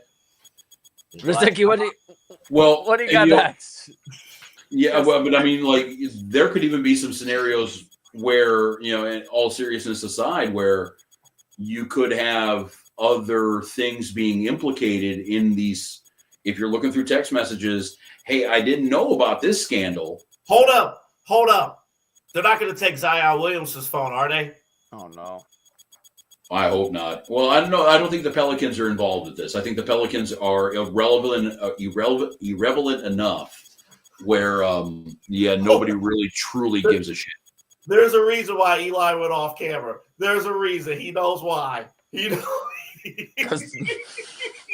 why. I tried the pivot. I was like, Rozycki, get us to the next section. Cool. I saw Double A's eyes light up, man. It's past midnight here on the East Coast. Double A needs to start up another cup of coffee or something. No, man. Zion, out of everybody who's in trouble, Zion, who's not even a part of this, if he ends up a part of this, he will be damaged. Dude, he's already pretty bad. Yeah, I mean, look. When Zion got drafted to New Orleans, I was like, man, dude, he is gonna eat, bro. Like, all due respect, but he's gonna eat. And he did. Yeah. He did a lot. He did. He's a baller when he's on the court, but that's the thing. He was smashing in the wrong ways. Oh my goodness. All right. Well, we'll stay on the NBA here while these guys are getting a little loopy after midnight. Did you guys see the new All-Star format with the National Basketball Association? Saw a tad bit about it. They're always always trying to get clever with this All-Star game. It seems. How much time do you have to explain it, Rob? I think I can do this fairly quickly. It's a USA versus World format, which in itself got me pretty excited because I think right now you'd really, especially top end talent, you got a lot of kick-ass foreign players in this league right now. That's where my excitement stopped. The way they're doing it now, instead of 2 teams, because that would just be dumb, they're going to have 3 8-man squads. One of those squads will be all the foreign players. It will be the world players. And then the other 2 squads will be predominantly American talent, obviously. And the way they're going to do it is the first 3 quarters of the game are going to be basically 3 12-minute round robin games. And the 2 teams that have the best record if all three teams finish 1-1, it will be down to the infamous point differential. But the two best records out of those three teams will then face in the fourth quarter or fourth game, and that will be your all-star winner. Did I do a succinct enough job of explaining that complete clusterfuck to both of you people? That isn't the Rising Stars Challenge. That's the All-Star game. That's like the All-Star game. All-Star game. That's I'm reading it right from ESPN. Yes. That's like some shit they should do for the Rising Stars game. To be real with you, like, I mean, and like, all due respect to the NBA, I say that a lot. I've been out of pocket a little bit this show, but like, I'm just saying, like, that's what you do. That's like, it's like something you do for the Rising Stars game, though. All jokes aside, the All-Star game should just be the All-Star game, East versus West. And I did like when they did the captains, but let's be real, we started getting the same captains every year. Because if you're doing the top vote getter, okay, it's gonna be LeBron and somebody else. Yeah, LeBron versus KD every year. Yeah. You're in the same conference if you want to get down to that right now. I mean, yeah, and it's like, so I just think, Rozycki, when you were reading that to me, and I saw like a little bit, I just can't believe that's the All-Star game, because it just seems like I said, something they should do on Friday night, not Sunday night, when all eyes are, on the sport. Well, and what NBC's trying to do, because it's going to be an NBC game this year. Yeah. And what they're trying to do is they're going to lump that in to their Olympic coverage, which is roughly the same time. So they want to get the whole worldwide flair. And I agree with that. That sounds like a kick-ass idea. And to your, I think the what you're looking for, Eli, when you're talking about this is gimmicky. Yeah. And that's what the league, this in-season tournament that we're in, and I cover the goddamn flagship team. I cover the team for the flagship station. We barely care about this in-season tournament.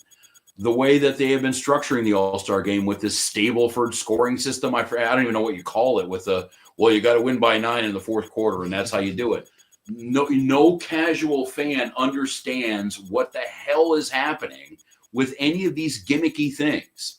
And if Adam Silver just wanted to capitalize on it, you find your 12 best foreign players, you find your 12 best American-born players, and you roll the ball out, and you see what happens. I don't understand why it's that hard to just do that. Why does it have to be, hey, this new little feature, this new little bug? Ooh, Europe's doing this. Well, the Europeans also use a kilogram. We don't do that either over here, because this is America, and we do things our own way. And the American sports fan is not used to this at all. Just look at the way they handle the MLS. With playoff series in the MLS, I think Miami's in the middle of literally a month-long playoff series. Their season's all over the place. You don't know if they're playing for the Confed Cup, or if they're playing for the Champions Ding-a-ling, if you're playing for the, I don't even know at this point. And you lose American sports fans when it isn't regular season, playoffs, and championship. And this is what the NBA is doing. They're trying to become European. I know they want the NBA Europe going. I think they just announced a European English team is going to be playing in that NBA Europe thing in a few years. They want that market. But I'm fearing, with like a lot of other sports leagues, WWE included, you're trying to get the foreign market, and you're going to completely alienate your domestic fan base. And I think that's what's kind of happening with this All-Star game. Well, to go back to the actually, Eli, you go ahead real quick. I know you had a response. Oh, I was just going to add that Rozycki had mentioned that when he said sports leagues and he mentioned WWE, and I saw a Facebook post back from our friend Mike Holico, rest in peace to Mike Holico, but he had put a Facebook post out, and we spent probably about 40 to 100 comments, and I'm just ranging, I don't know the exact amount, arguing about pro wrestling being a professional sport or not. And I want Rozycki, and I just wanted to thank Rozycki, that's all, because he did include WWE in the professional sports. So thank you. That's all. I mean, when you start talking about revenue and stuff like that, yeah, you have to consider them. So, but I mean, I think them going for that whole Saudi demographic and kind of selling out the domestic base here is kind of what the NBA and what a lot of these other leagues are doing. Yep. I think with the All-Star, and obviously we'll talk more about it when we get closer to the All-Star weekend. A lot of this is the players' fault. A lot of it is the players' fault because they don't care. Like, it's not even just they don't care; it's they don't even try.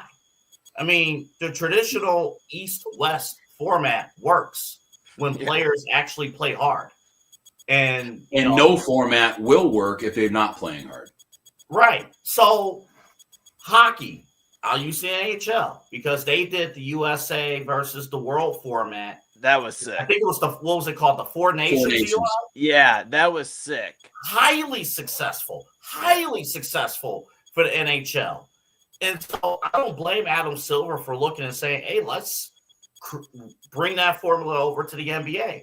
But the players don't care. They'll kill it because they don't care.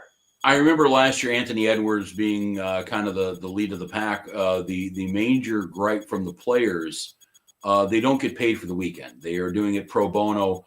They're only getting their $55 million a year base salary, and they're not getting paid for the extra couple days worth of labor. Not understanding that the better the All-Star game goes, the more popular the NBA is, and the more popular the NBA is, the more people watch it, and the more people that watch it, the higher they can charge for these TV rights. They don't care about that, but they don't get paid. And what really offended me was the other thing they don't get paid to do either.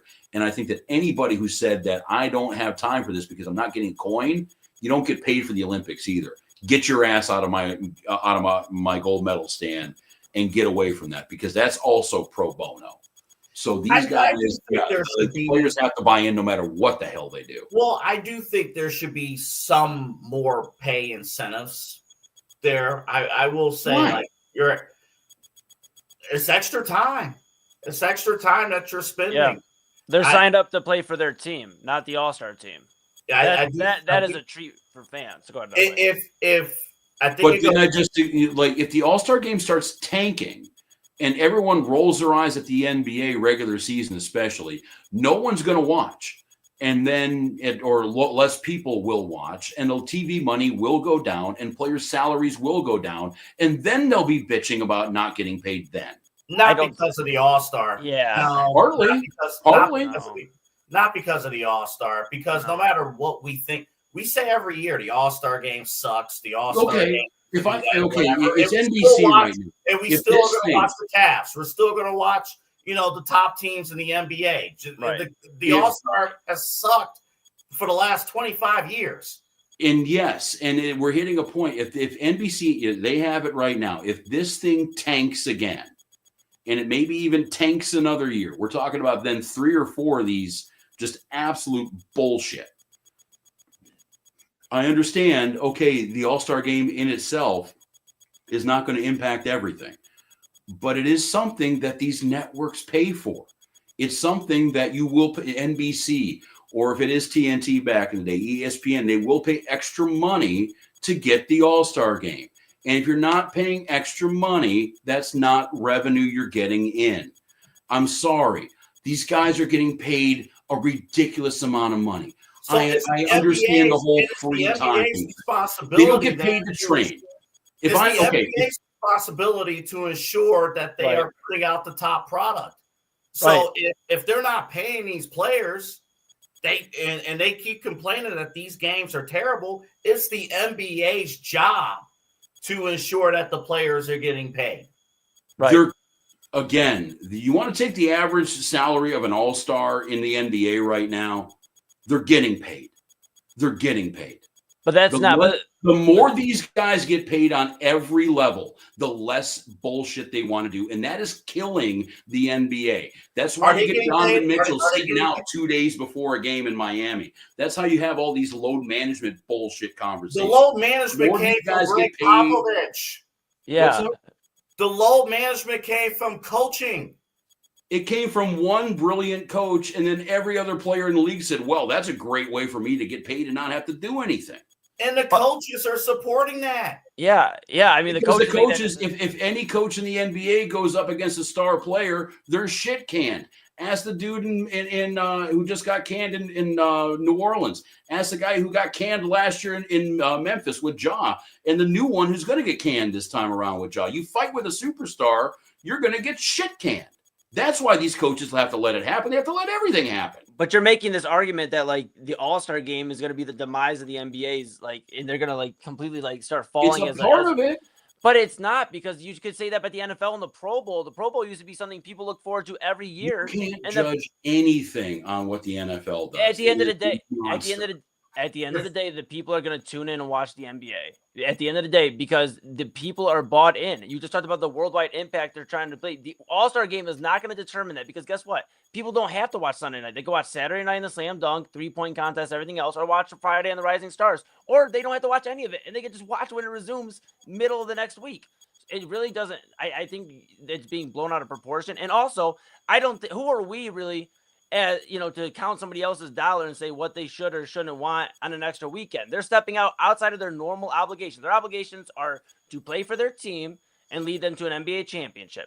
That is their obligation. And whatever the team asks, if there's community work, whatever, or whatever they want to step out and do. But they are stepping out for an extra obligation to make the NBA more money too, as well, because the NBA is going to make money. So they should get their cut as well. Just like we argue all the time back in college. Well, players are sitting out of bowl games to get ready for the NFL. Well, we certainly see a lot more players playing in bowl games now that they're getting paid.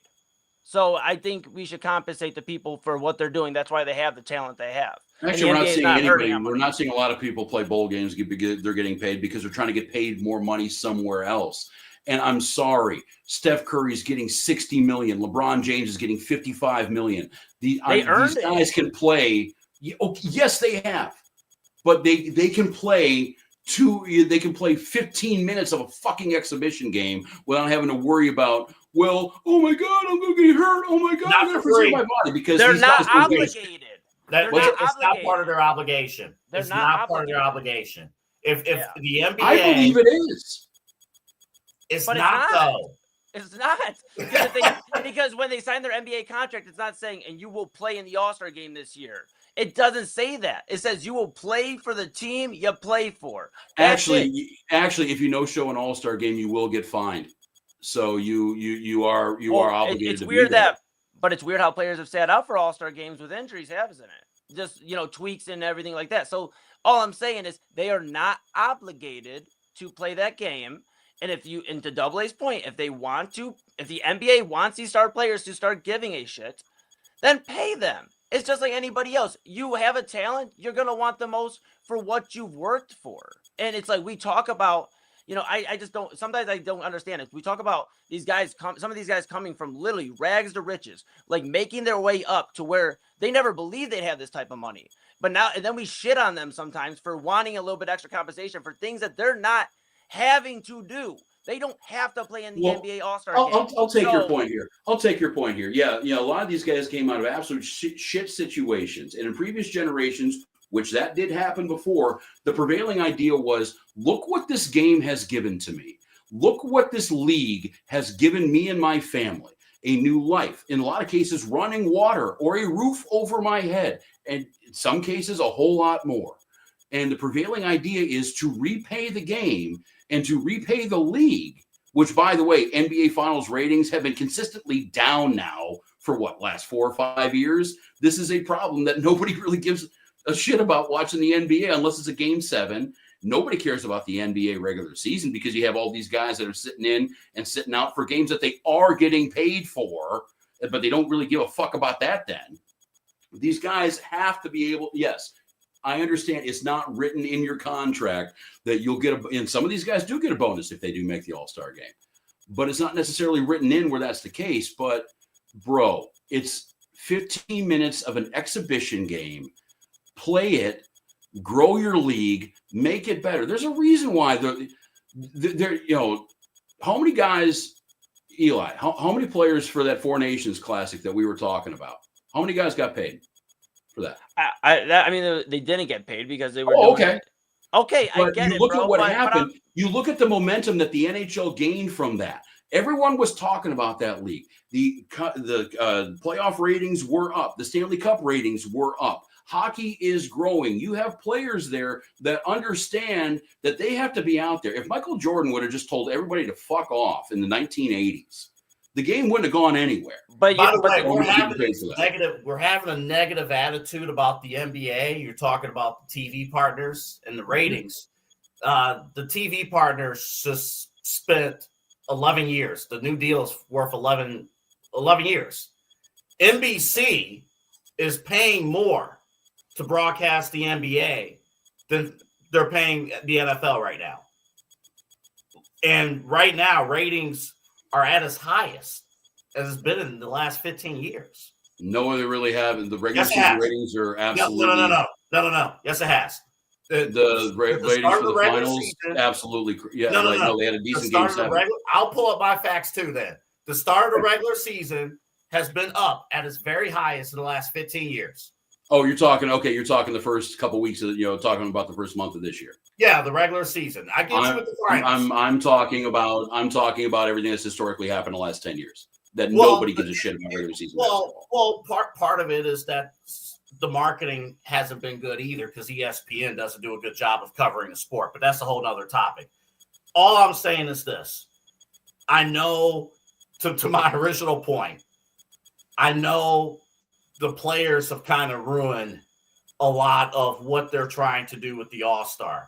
But the problem is, it's almost like the chicken or the egg. Is it up to the players to do something about it, or is it up to the league? And it would be one thing to say to players, right? But in order to bring them to the dance, you do have to incentivize some things. And the NBA, if you want this to be a high-quality product, you're going to have to put some more money into the pot. If you want All-Star Saturday Night to be that event again, you want the Slam Dunk Contest to be that event, you're going to have to show the money to the star players so that they can come out and dunk for you. You got to show 5 years, $244.6 million. And that's what Anthony Edwards is going to make before he's 26 years old. And he earned it. How much he's going to make for that weekend? Yeah, he earned it. So, I mean, what are we talking about? How much is he going to make for the weekend? The same exact money he made. The same exact money he made for the Olympics. $0.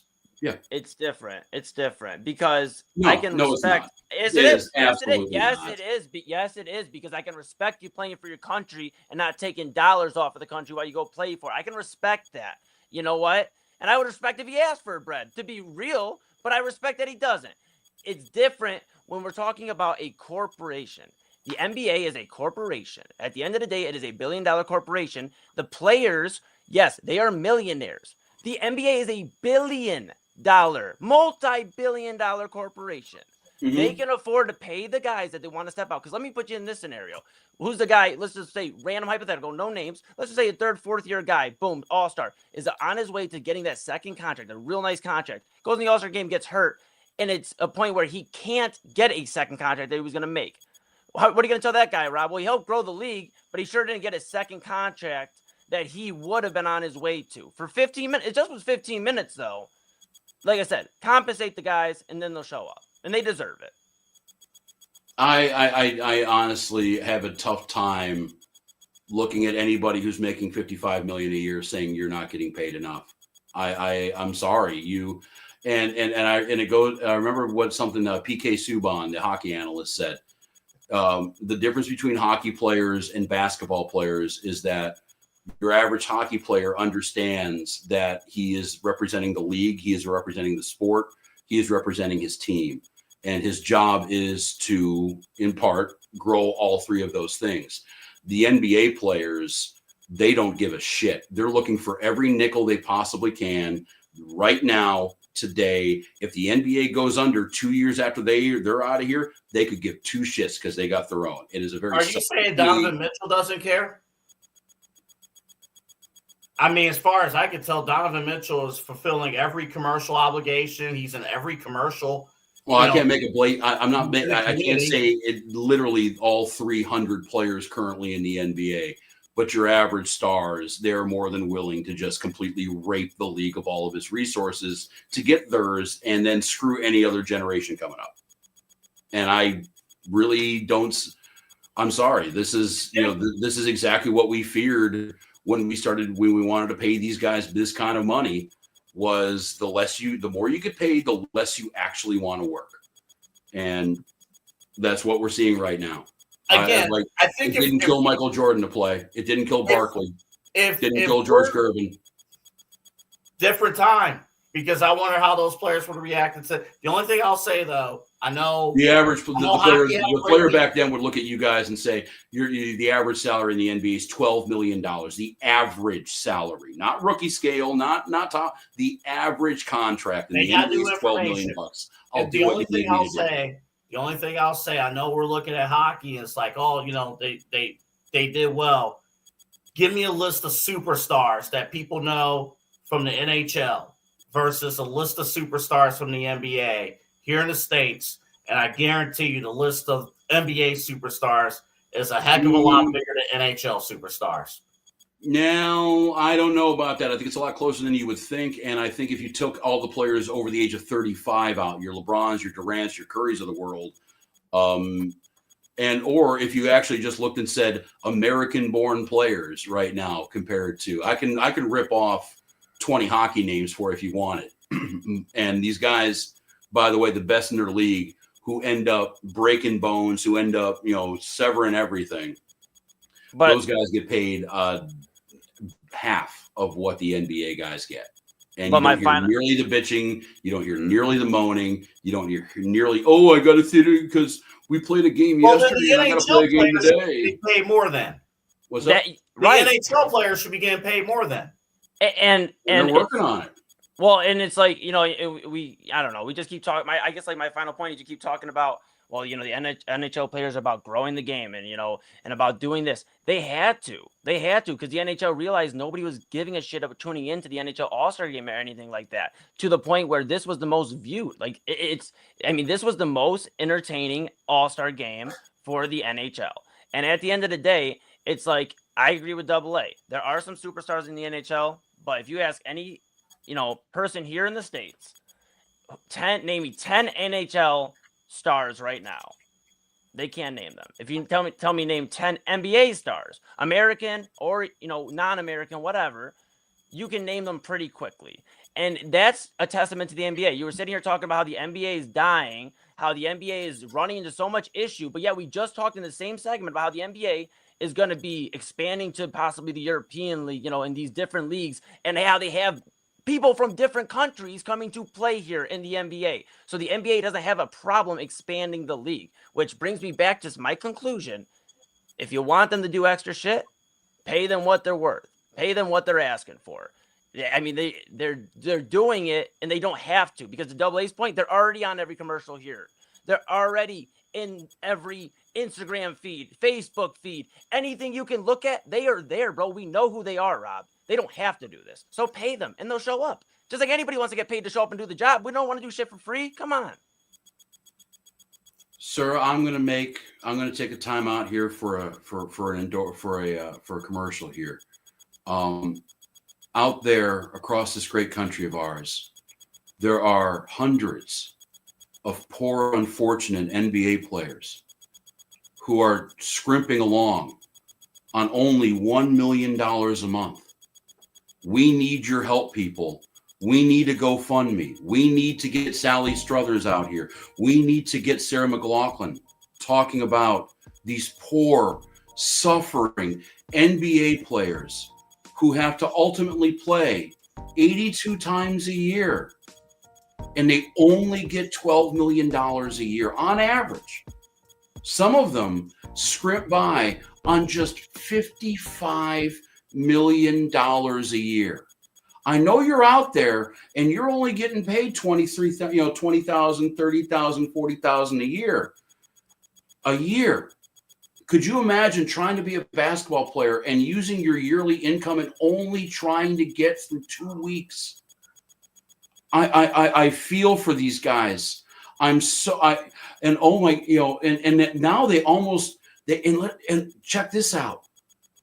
There's like 15, 20 times a year, they got to play on back-to-back days. Yeah, bro. And then oh my God, once they get to the playoffs, they got to play every other day. And they could play an extra 25 games on top of that, which, by the way, if you want to get down to it, they do not get paid for. Rob, if your job, please help us. If another job had asked you to go do something for an extended period of time for an entire weekend, and you're not going to get paid for it, and you got to come out of your own gas, you got to come out of your own pocket for everything, are you going to be okay doing that? You don't think I've covered games for free? But are you okay doing that? Or would you rather get paid? Would you rather get paid, or would you? Well, that's two different questions. I would rather get paid, absolutely. Right, and the players would rather get paid. That I have to grow a career, and do I have to do things that maybe are not exactly preferred for somebody who had been doing this shit for 10 years? Absolutely. I'm saying right now, at this point in your career, if your job, if TAM asked you right now, boom, go over and do something for free right now. I get you're a stand-up guy, but you want to get paid just like anybody else. At the end of the day, you're going to want to get paid. And these players, I will say this. I will say this. Rob cannot say no to that question. I know. Boy, you can't do that. But it's just yes. You want to get paid. And they want to get paid. And that's what it comes down to. The dollar amount shouldn't matter. They are in the $1 million tax bracket. They've earned it. The only thing I will... well, they could bounce the ball. I mean, two things. Guys who teach guys who, are cops earn it, but whatever. Two things. I was looking for sad music bed on the on our thing. We don't have that. We needed that for your monologue just now because that would have been perfect. I mean, they're just trying. I mean, it's only $1 million a month, guys. I mean, could you imagine trying to live on something like that? But I just think you're kind of being like ridiculous, to be honest, because they earn that, bro. Like, we talk about the American dream and all this. They earn that. We have given people the opportunity. Sorry, Double A, real quick. They have given people the opportunity. Us as Americans, the American people, we the people, have given people to go out and do whatever they want to earn a maximum amount of living at what they can do. And people have the decision to decide what they want to do. Anthony Edwards, any player you name in the NBA, has decided to do that, Rob. And they, just because they are making millions, doesn't mean we can sit there and go, well, you're only making $55 million, so you don't deserve another couple million to step out for the All-Star weekend.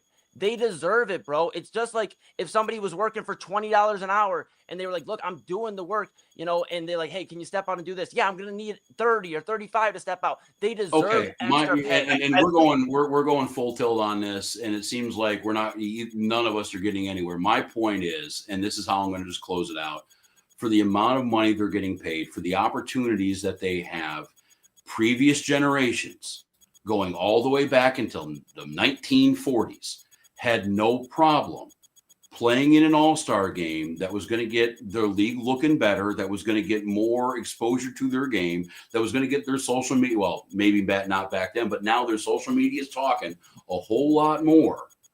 They had no problem doing that because they were going to make money somehow from it. If it was the exposure, if it was the league becoming larger in general. My point is that we can bring up the all-star game all we want. We are talking about a group of guys who are getting paid more than they ever have been getting paid. And they are wanting to do less and less and less for that cash. And yes, I understand going out and not getting paid for a weekend and, having to deal with only that $1 million a month, or in Anthony Edwards' case, $4.5 million a month. Only dealing with that kind of money. I think they can go out and actually just, be dudes and play in a game. It's not that hard. Again, this is a dream for them. They should be at least a little thankful for this shit. My last closing thought, though, this is very complex too, because I don't think it's every player. I don't think, but the NBA does need to be more proactive on these situations. Because I think the all-star thing and then the load management thing, I think, are two different conversations. The all-star thing is about like incentivizing pay, that kind of thing. And that was the original topic. The load management thing, in my view, is different. Because I'll give you a personal story. I think it was 2 or 3 years ago. I went to a Cavs-Warriors game here in Cleveland. Went to a Cavs-Warriors game. And right before the game, they announced the starting lineups. Cavaliers, Donovan Mitchell, Darius Garland, Jared Allen, And they went to Golden State, and they showed on the injury report, Steph Curry will not play. Draymond Green will not play. Klay Thompson will not play. The other players will not play. But they got paid though, right? And I watched young kids who were looking forward to watching Curry play cry. Yeah. Because they weren't dressed to play. They were all on the bench. They looked. Golden State that night had the greatest coaching staff in the world because they were all they were all there, but they didn't play. So I think the All-Star is one thing. I think the NBA needs to incentivize the players to play during the All-Star weekend. But in season, in the regular season, there has to be some kind of load management rules. You got to define, like, this is an out-of-the-box thing. But before the season, I think in somehow, some way, shape, or form, 60%, the baseline, I'm just throwing it out there, 60% of your starting lineup has to play in every game. I'm just throwing a number out there. You can, whatever. I think what I think should be the case, and if we want to go on Moon's "fuck you, pay me" situation, if it is found that you are healthy and sitting a game, you are docked that entire game check. You don't get paid for it. Well, and it wasn't a fuck. Hold on. The only thing, my only response to that, you got to prove who made that call, because if it's a coach's decision, then that shouldn't take away the game pay. So it's just complexity of all that. And my final point, because I just feel like we're getting off the rails with it, is not a fuck you, pay me, Rozycki. It's for somebody who's also chasing a dream and wants to be paid the amount proper to be able to take care of generational wealth for my families, and not just make sure in their case, the NBA eats.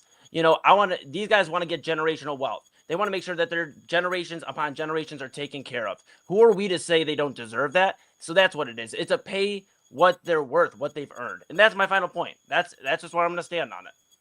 Well, $250 million is pretty good generational wealth from last I checked. We don't determine that. But if that's the case, and honestly, do you know his backstory? Do you know any of these guys' backstories? You can't determine what generational wealth is to these guys. You don't know. $250 million. You don't know, bro. You don't know somebody's situation. You don't. That's all I'm going to say. What situation are you coming out of that $250 million is not generational wealth? I just think it's not our spot to be saying you don't deserve an extra whatever you're earning or whatever you're getting. And that's where I'm at. I think if he wants to get another 250 mil, go get it. And I think he deserves it. If he wants to take care of the next 10 to 15 generations of Edwards, that's fine. Whoever, I'm not saying don't sign the contract. The contract's bad, but you're signing the goddamn contract. Play. And I think you don't have to play that All-Star weekend. And that's what I just keep saying is, like, just pay them for the obligations they're asking for. So if Anthony Edwards next training camp showed up 40 pounds overweight and not ready to go and just farted around the court for the next 4 years because he looks at a coach and says, "Motherfucker, I ain't getting paid to train in the offseason. I get paid to play in the regular season, so I ain't doing shit." So that's a different scenario. That's impacting performance for your team, which you are getting paid to do. I mean, he doesn't get paid. He doesn't get paid to train. You're getting paid to perform for your team. That's Eli just said you're getting paid to play basketball in the regular season. What did I say? You're getting paid to play basketball in the regular season and playoffs. Correct. And off-season training would get you ready to Double A's point for what? July is not the playoffs. Season. The regular season and playoffs. The regular season and playoffs, like you just said. And when does the regular season start again? August is the playoffs. October. But all-season training would be for October. So, I mean, we can be naive, but if you want him to work, if you want him to make sure he does that, then you better pay him, right? Yeah, pay the guy. He earned it. For training. Yeah, he earned it. Okay. He earned it.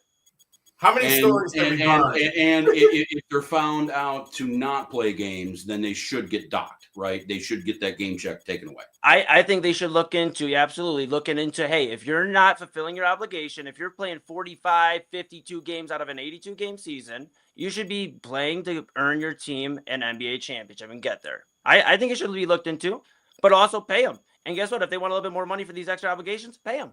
Nah. If that's what they want, pay them. That's No, what the networks want. Then tell them to Networks stay want home. top Then stars. tell them to stay home. We'll find guys that want to play. We'll find basketball players that like playing basketball. That's fine. They haven't found them yet. Oh, they were pretty good at finding them for about 75 years there. I mean, they were pretty good about that. I mean, I'm just saying, if you think you're going to go find anybody that's going to replace guys that, I mean, these are professionals. These aren't just random guys that just popped up. I mean, that's all I got, Rozycki. I'm sure you got Find more other stories. professionals. There's a lot of guys in the league. More stories. Okay. We're near the 3-hour mark. We ain't got no more stories. Yeah, you're right. I'm just trying to see here if there's anything else that's actually of let's see, Josh Naylor, he re-signed with Seattle. We got a couple of manager of the years in baseball with Stephen Vogt and Pat Murphy. Paul Skeens, Tarek Skubal, Cy Young, Aaron Paul Judge. Skeens. Real What's quick, Paul Skeens. Can you do that one briefly? Paul Skeens won the Cy Young. Oh, I thought it was. Well, I thought he was rumored to want to go to the Yankees. There is a rumor out there that he was talking about, like maybe telling teammates that he had a desire to play for the Yankees and something like that. And I'm not really surprised about that. You're sitting stuck in Pittsburgh. They did the math on him. If he got 4 runs of support in the last 2 years, I think he'd be like literally a 90% winning percentage at this point. So, I mean, I think he wants to get out of Pittsburgh. I think he's too nice to say it publicly. And he also understands that in a year or two, nature will take its course. And if it's not New York, it'll be Los Angeles. Lord knows they only got 5 aces out there, so I can understand why they'd want another one.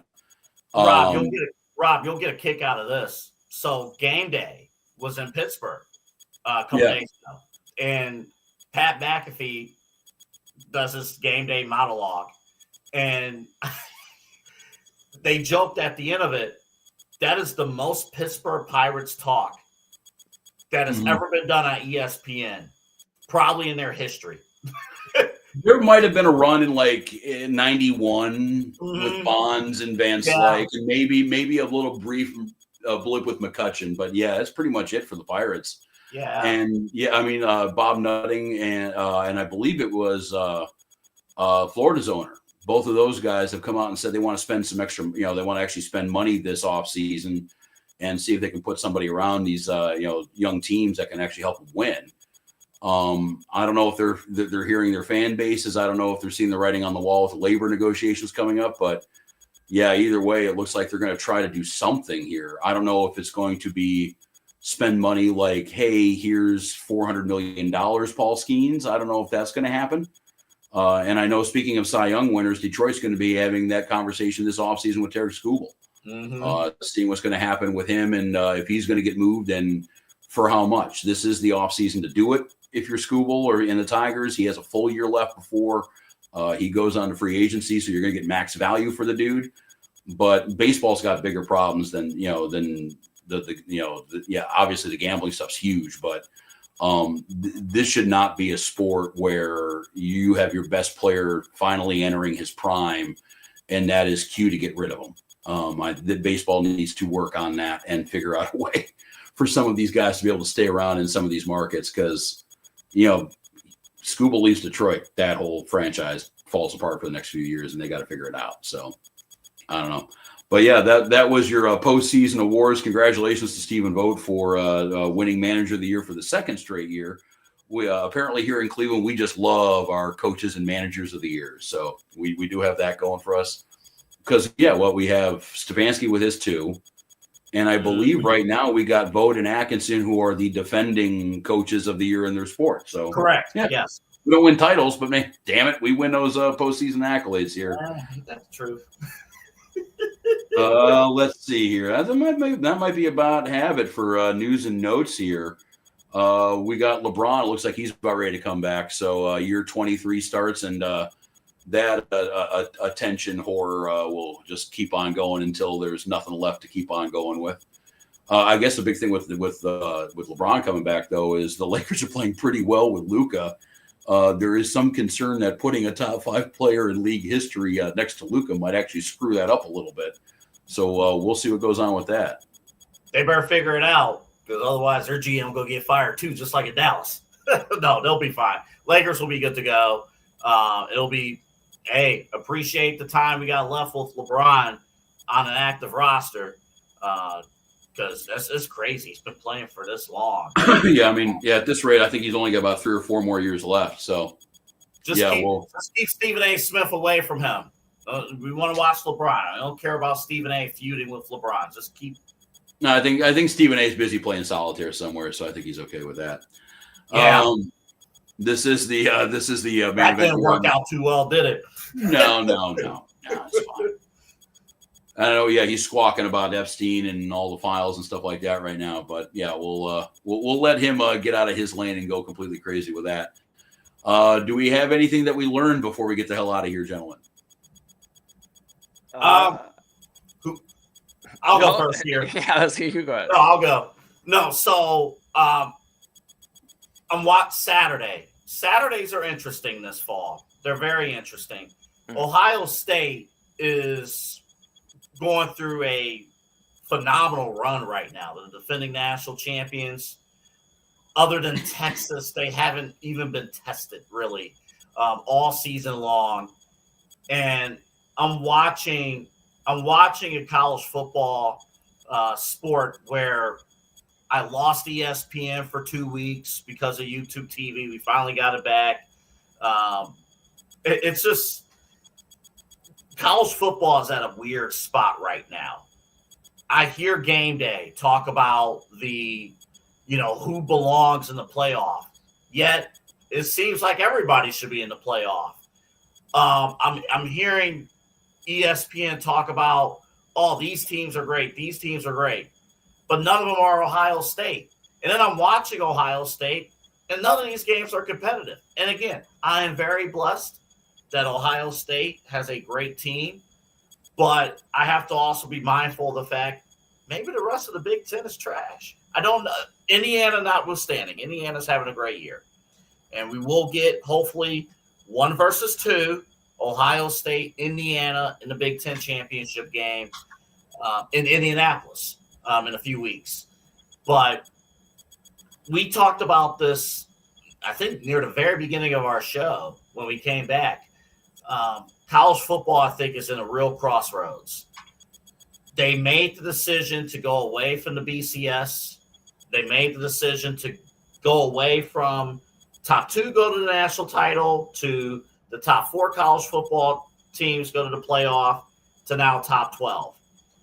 I think now, in order to incentivize truly some of the top half of the teams that are good and to keep things competitive, keep things exciting for fans, I think you need to expand the playoff again. And it seems wild to say this, but the Big Ten had an idea of automatic qualifiers.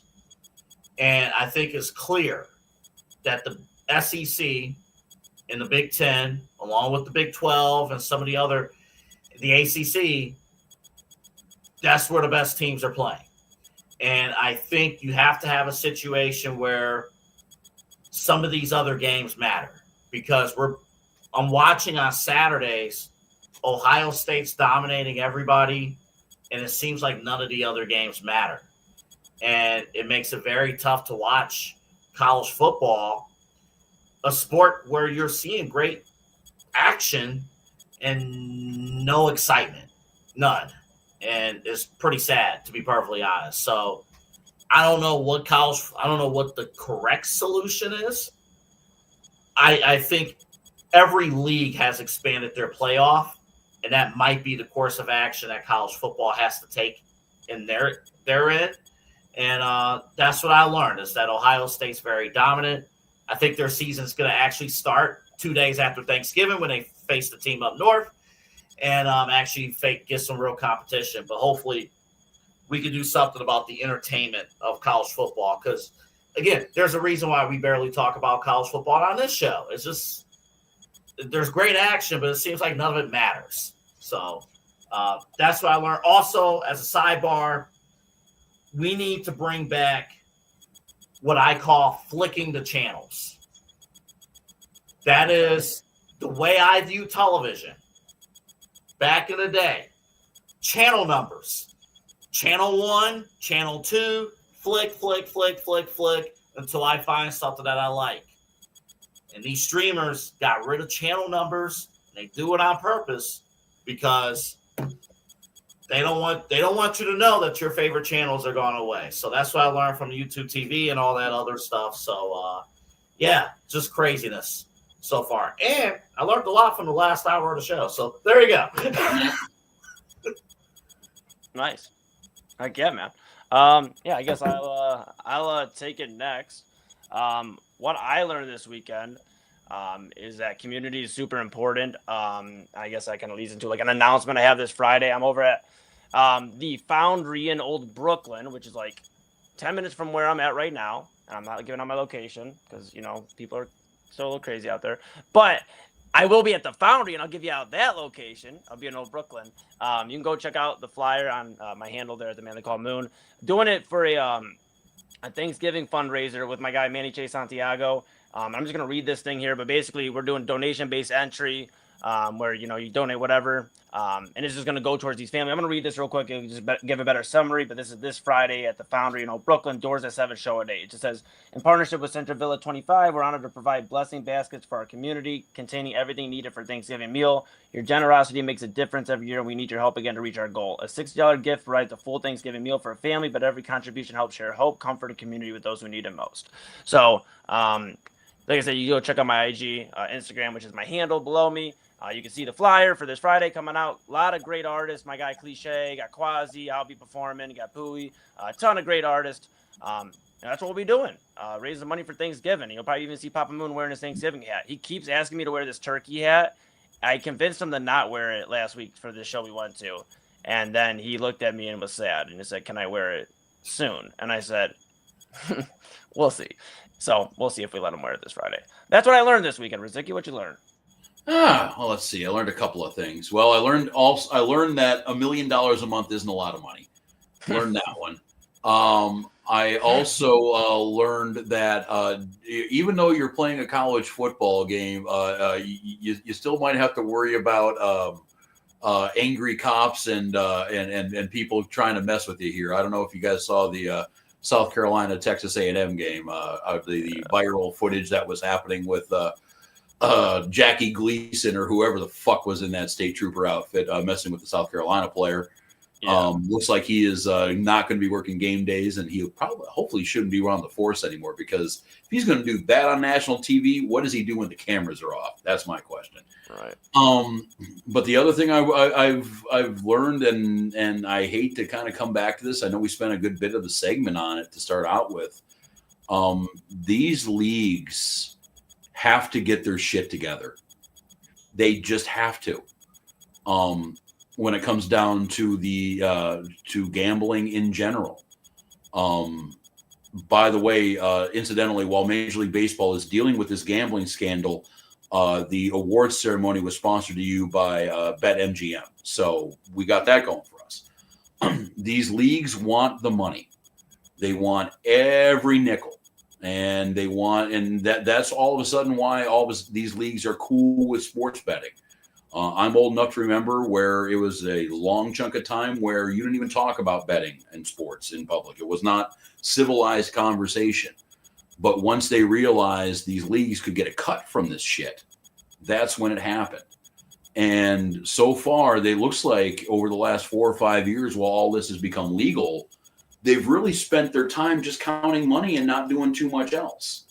The NBA has had Terry Rozier, has had DeJounte Murray, a few other players get into some problems with gambling. Major League Baseball now, Emmanuel Clase, and et al. With the Cleveland Guardians happening right now. And not to even mention there was a kid in Pittsburgh, minor leaguer, that got banned for life. The NFL has had to deal with Calvin Ridley and a few other guys. Sooner than later, there is going to be a problem that they're not going to be able to fix quietly. There's going to be a problem that is going to have serious effects on a championship game, a big game, something along that line. Double A alluded to the ALCS last year with the Yankees and the Guardians. What did Clase do and what didn't he do on the take? We're now asking ourselves that question. And the more and more scandals pop up, the more and more Pablo Torre signs on it Monday morning and screws up somebody else's life, The more that happens, the more you're going to get congressional oversight crawling up your ass. And we're seeing it with Major League Baseball. We're seeing it with the NBA. The feds are very interested now on how they run their shit. And while we're dealing with a White House that really enjoys being punitive when it comes down to acquisitions and mergers and international contracts, that's something they better keep an eye on, because their antitrust shit could go away very, very quickly. They're the little bells and whistles they get to make their lives a lot easier, being the major pro sports leagues in this country, could go away very, very quickly. And even if all that doesn't go away very, very quickly, if Eli thinks, if AA thinks, if I think that the World Series is roughly on the same level as a WrestleMania main event, no one's going to give a shit about it. And Congress can crawl up as many asses as they want. No one's going to be making any money.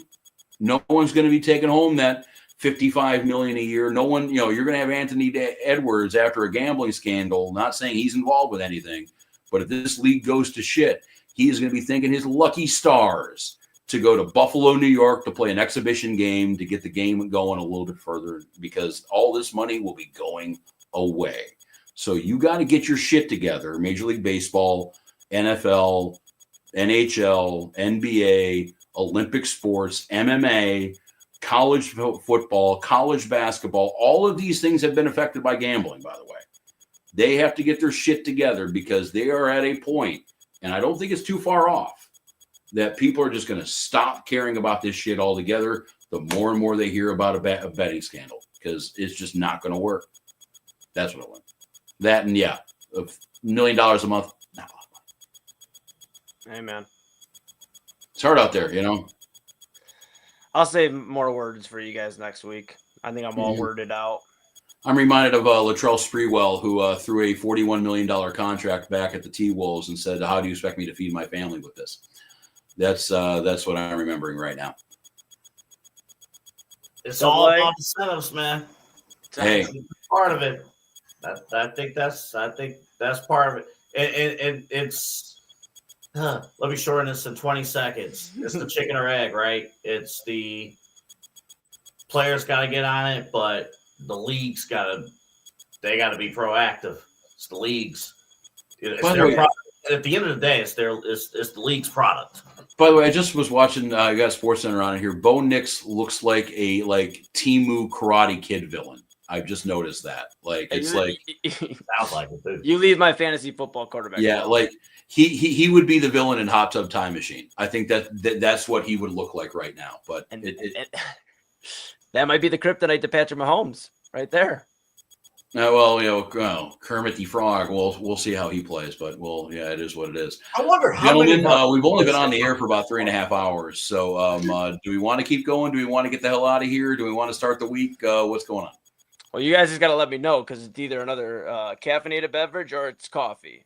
Because I can say that, because that's not. Those are both caffeinated beverages. Well, the one's a caffeinated beverage that I'm not going to give any light to they sponsor. Eli, I think it's time for bed. Peace, y'all. Hold up. Before we go, you wanted to do a quick freestyle? Oh, man. Hold up. Man, not on the spot, Double A. No, this was one of the music beds. Hold up. All right. Well, to everybody out there listening. All right. Rozycki, I might have to take us home. It's been a long ride. All right. I don't think this is the one, Double A. Hold up. Was it this one? Hold on. All right. This is just, we're just working on the fly, everybody. Don't worry. This is what happens at 160. Oh, yeah, this is it. Okay. Robert Rozycki usually brings us in. I don't know, Double A. It's not it, man. You can't put a guy that writes most of his music on the fly. I thought I'd be able to do it, but that was also at 11:45. This was it. No, I think we're gonna have to try again next week, bro. I think it's All right. these people just gonna have to wait again until next week, bro. Sorry, y'all. I'm running on 3 hours of sleep. And I got a show on Friday. I've been waking up lately. Come see me at that. I've been waking up lately at 3 a.m. Hey, I have a sleep problem. 6:30 or so. That's kind of where I've been at. My last. If I got kitchen the night before, though, who knows? Hey, All right. Yep. My last plug, Double A, put me on the spot there, Rozycki. Like I said, not a big freestyler, but if people want to come see me really do some stuff I write, Friday at the Foundry. Take us away, bud. All righty. Well, for everybody here, for Double A Anthony Alford, for Eli Moon, I am Rob Rozycki, and remember, above all else. Did we lose him? Did we lose? All right. Well, look, y'all, I think that's the end of the show. He was Rob Rozycki, and I'm sure he still will be when we see him next week. To the left of me, that's Double A Anthony Alford, keeping the Inside Edge Network just rocking and rolling with content all week long. So stay tuned in with us on YouTube, Facebook, Instagram, and Twitter. You see it down there ticking. Again, for Rob Rozycki, Double A Anthony Alford, I'm Eli Moon. I don't usually do this, but this is the main event on the Inside Edge Podcasting Network. It is 1:18 in the morning. Go make some money, get what you get, and enjoy the week, beautiful human beings. Peace.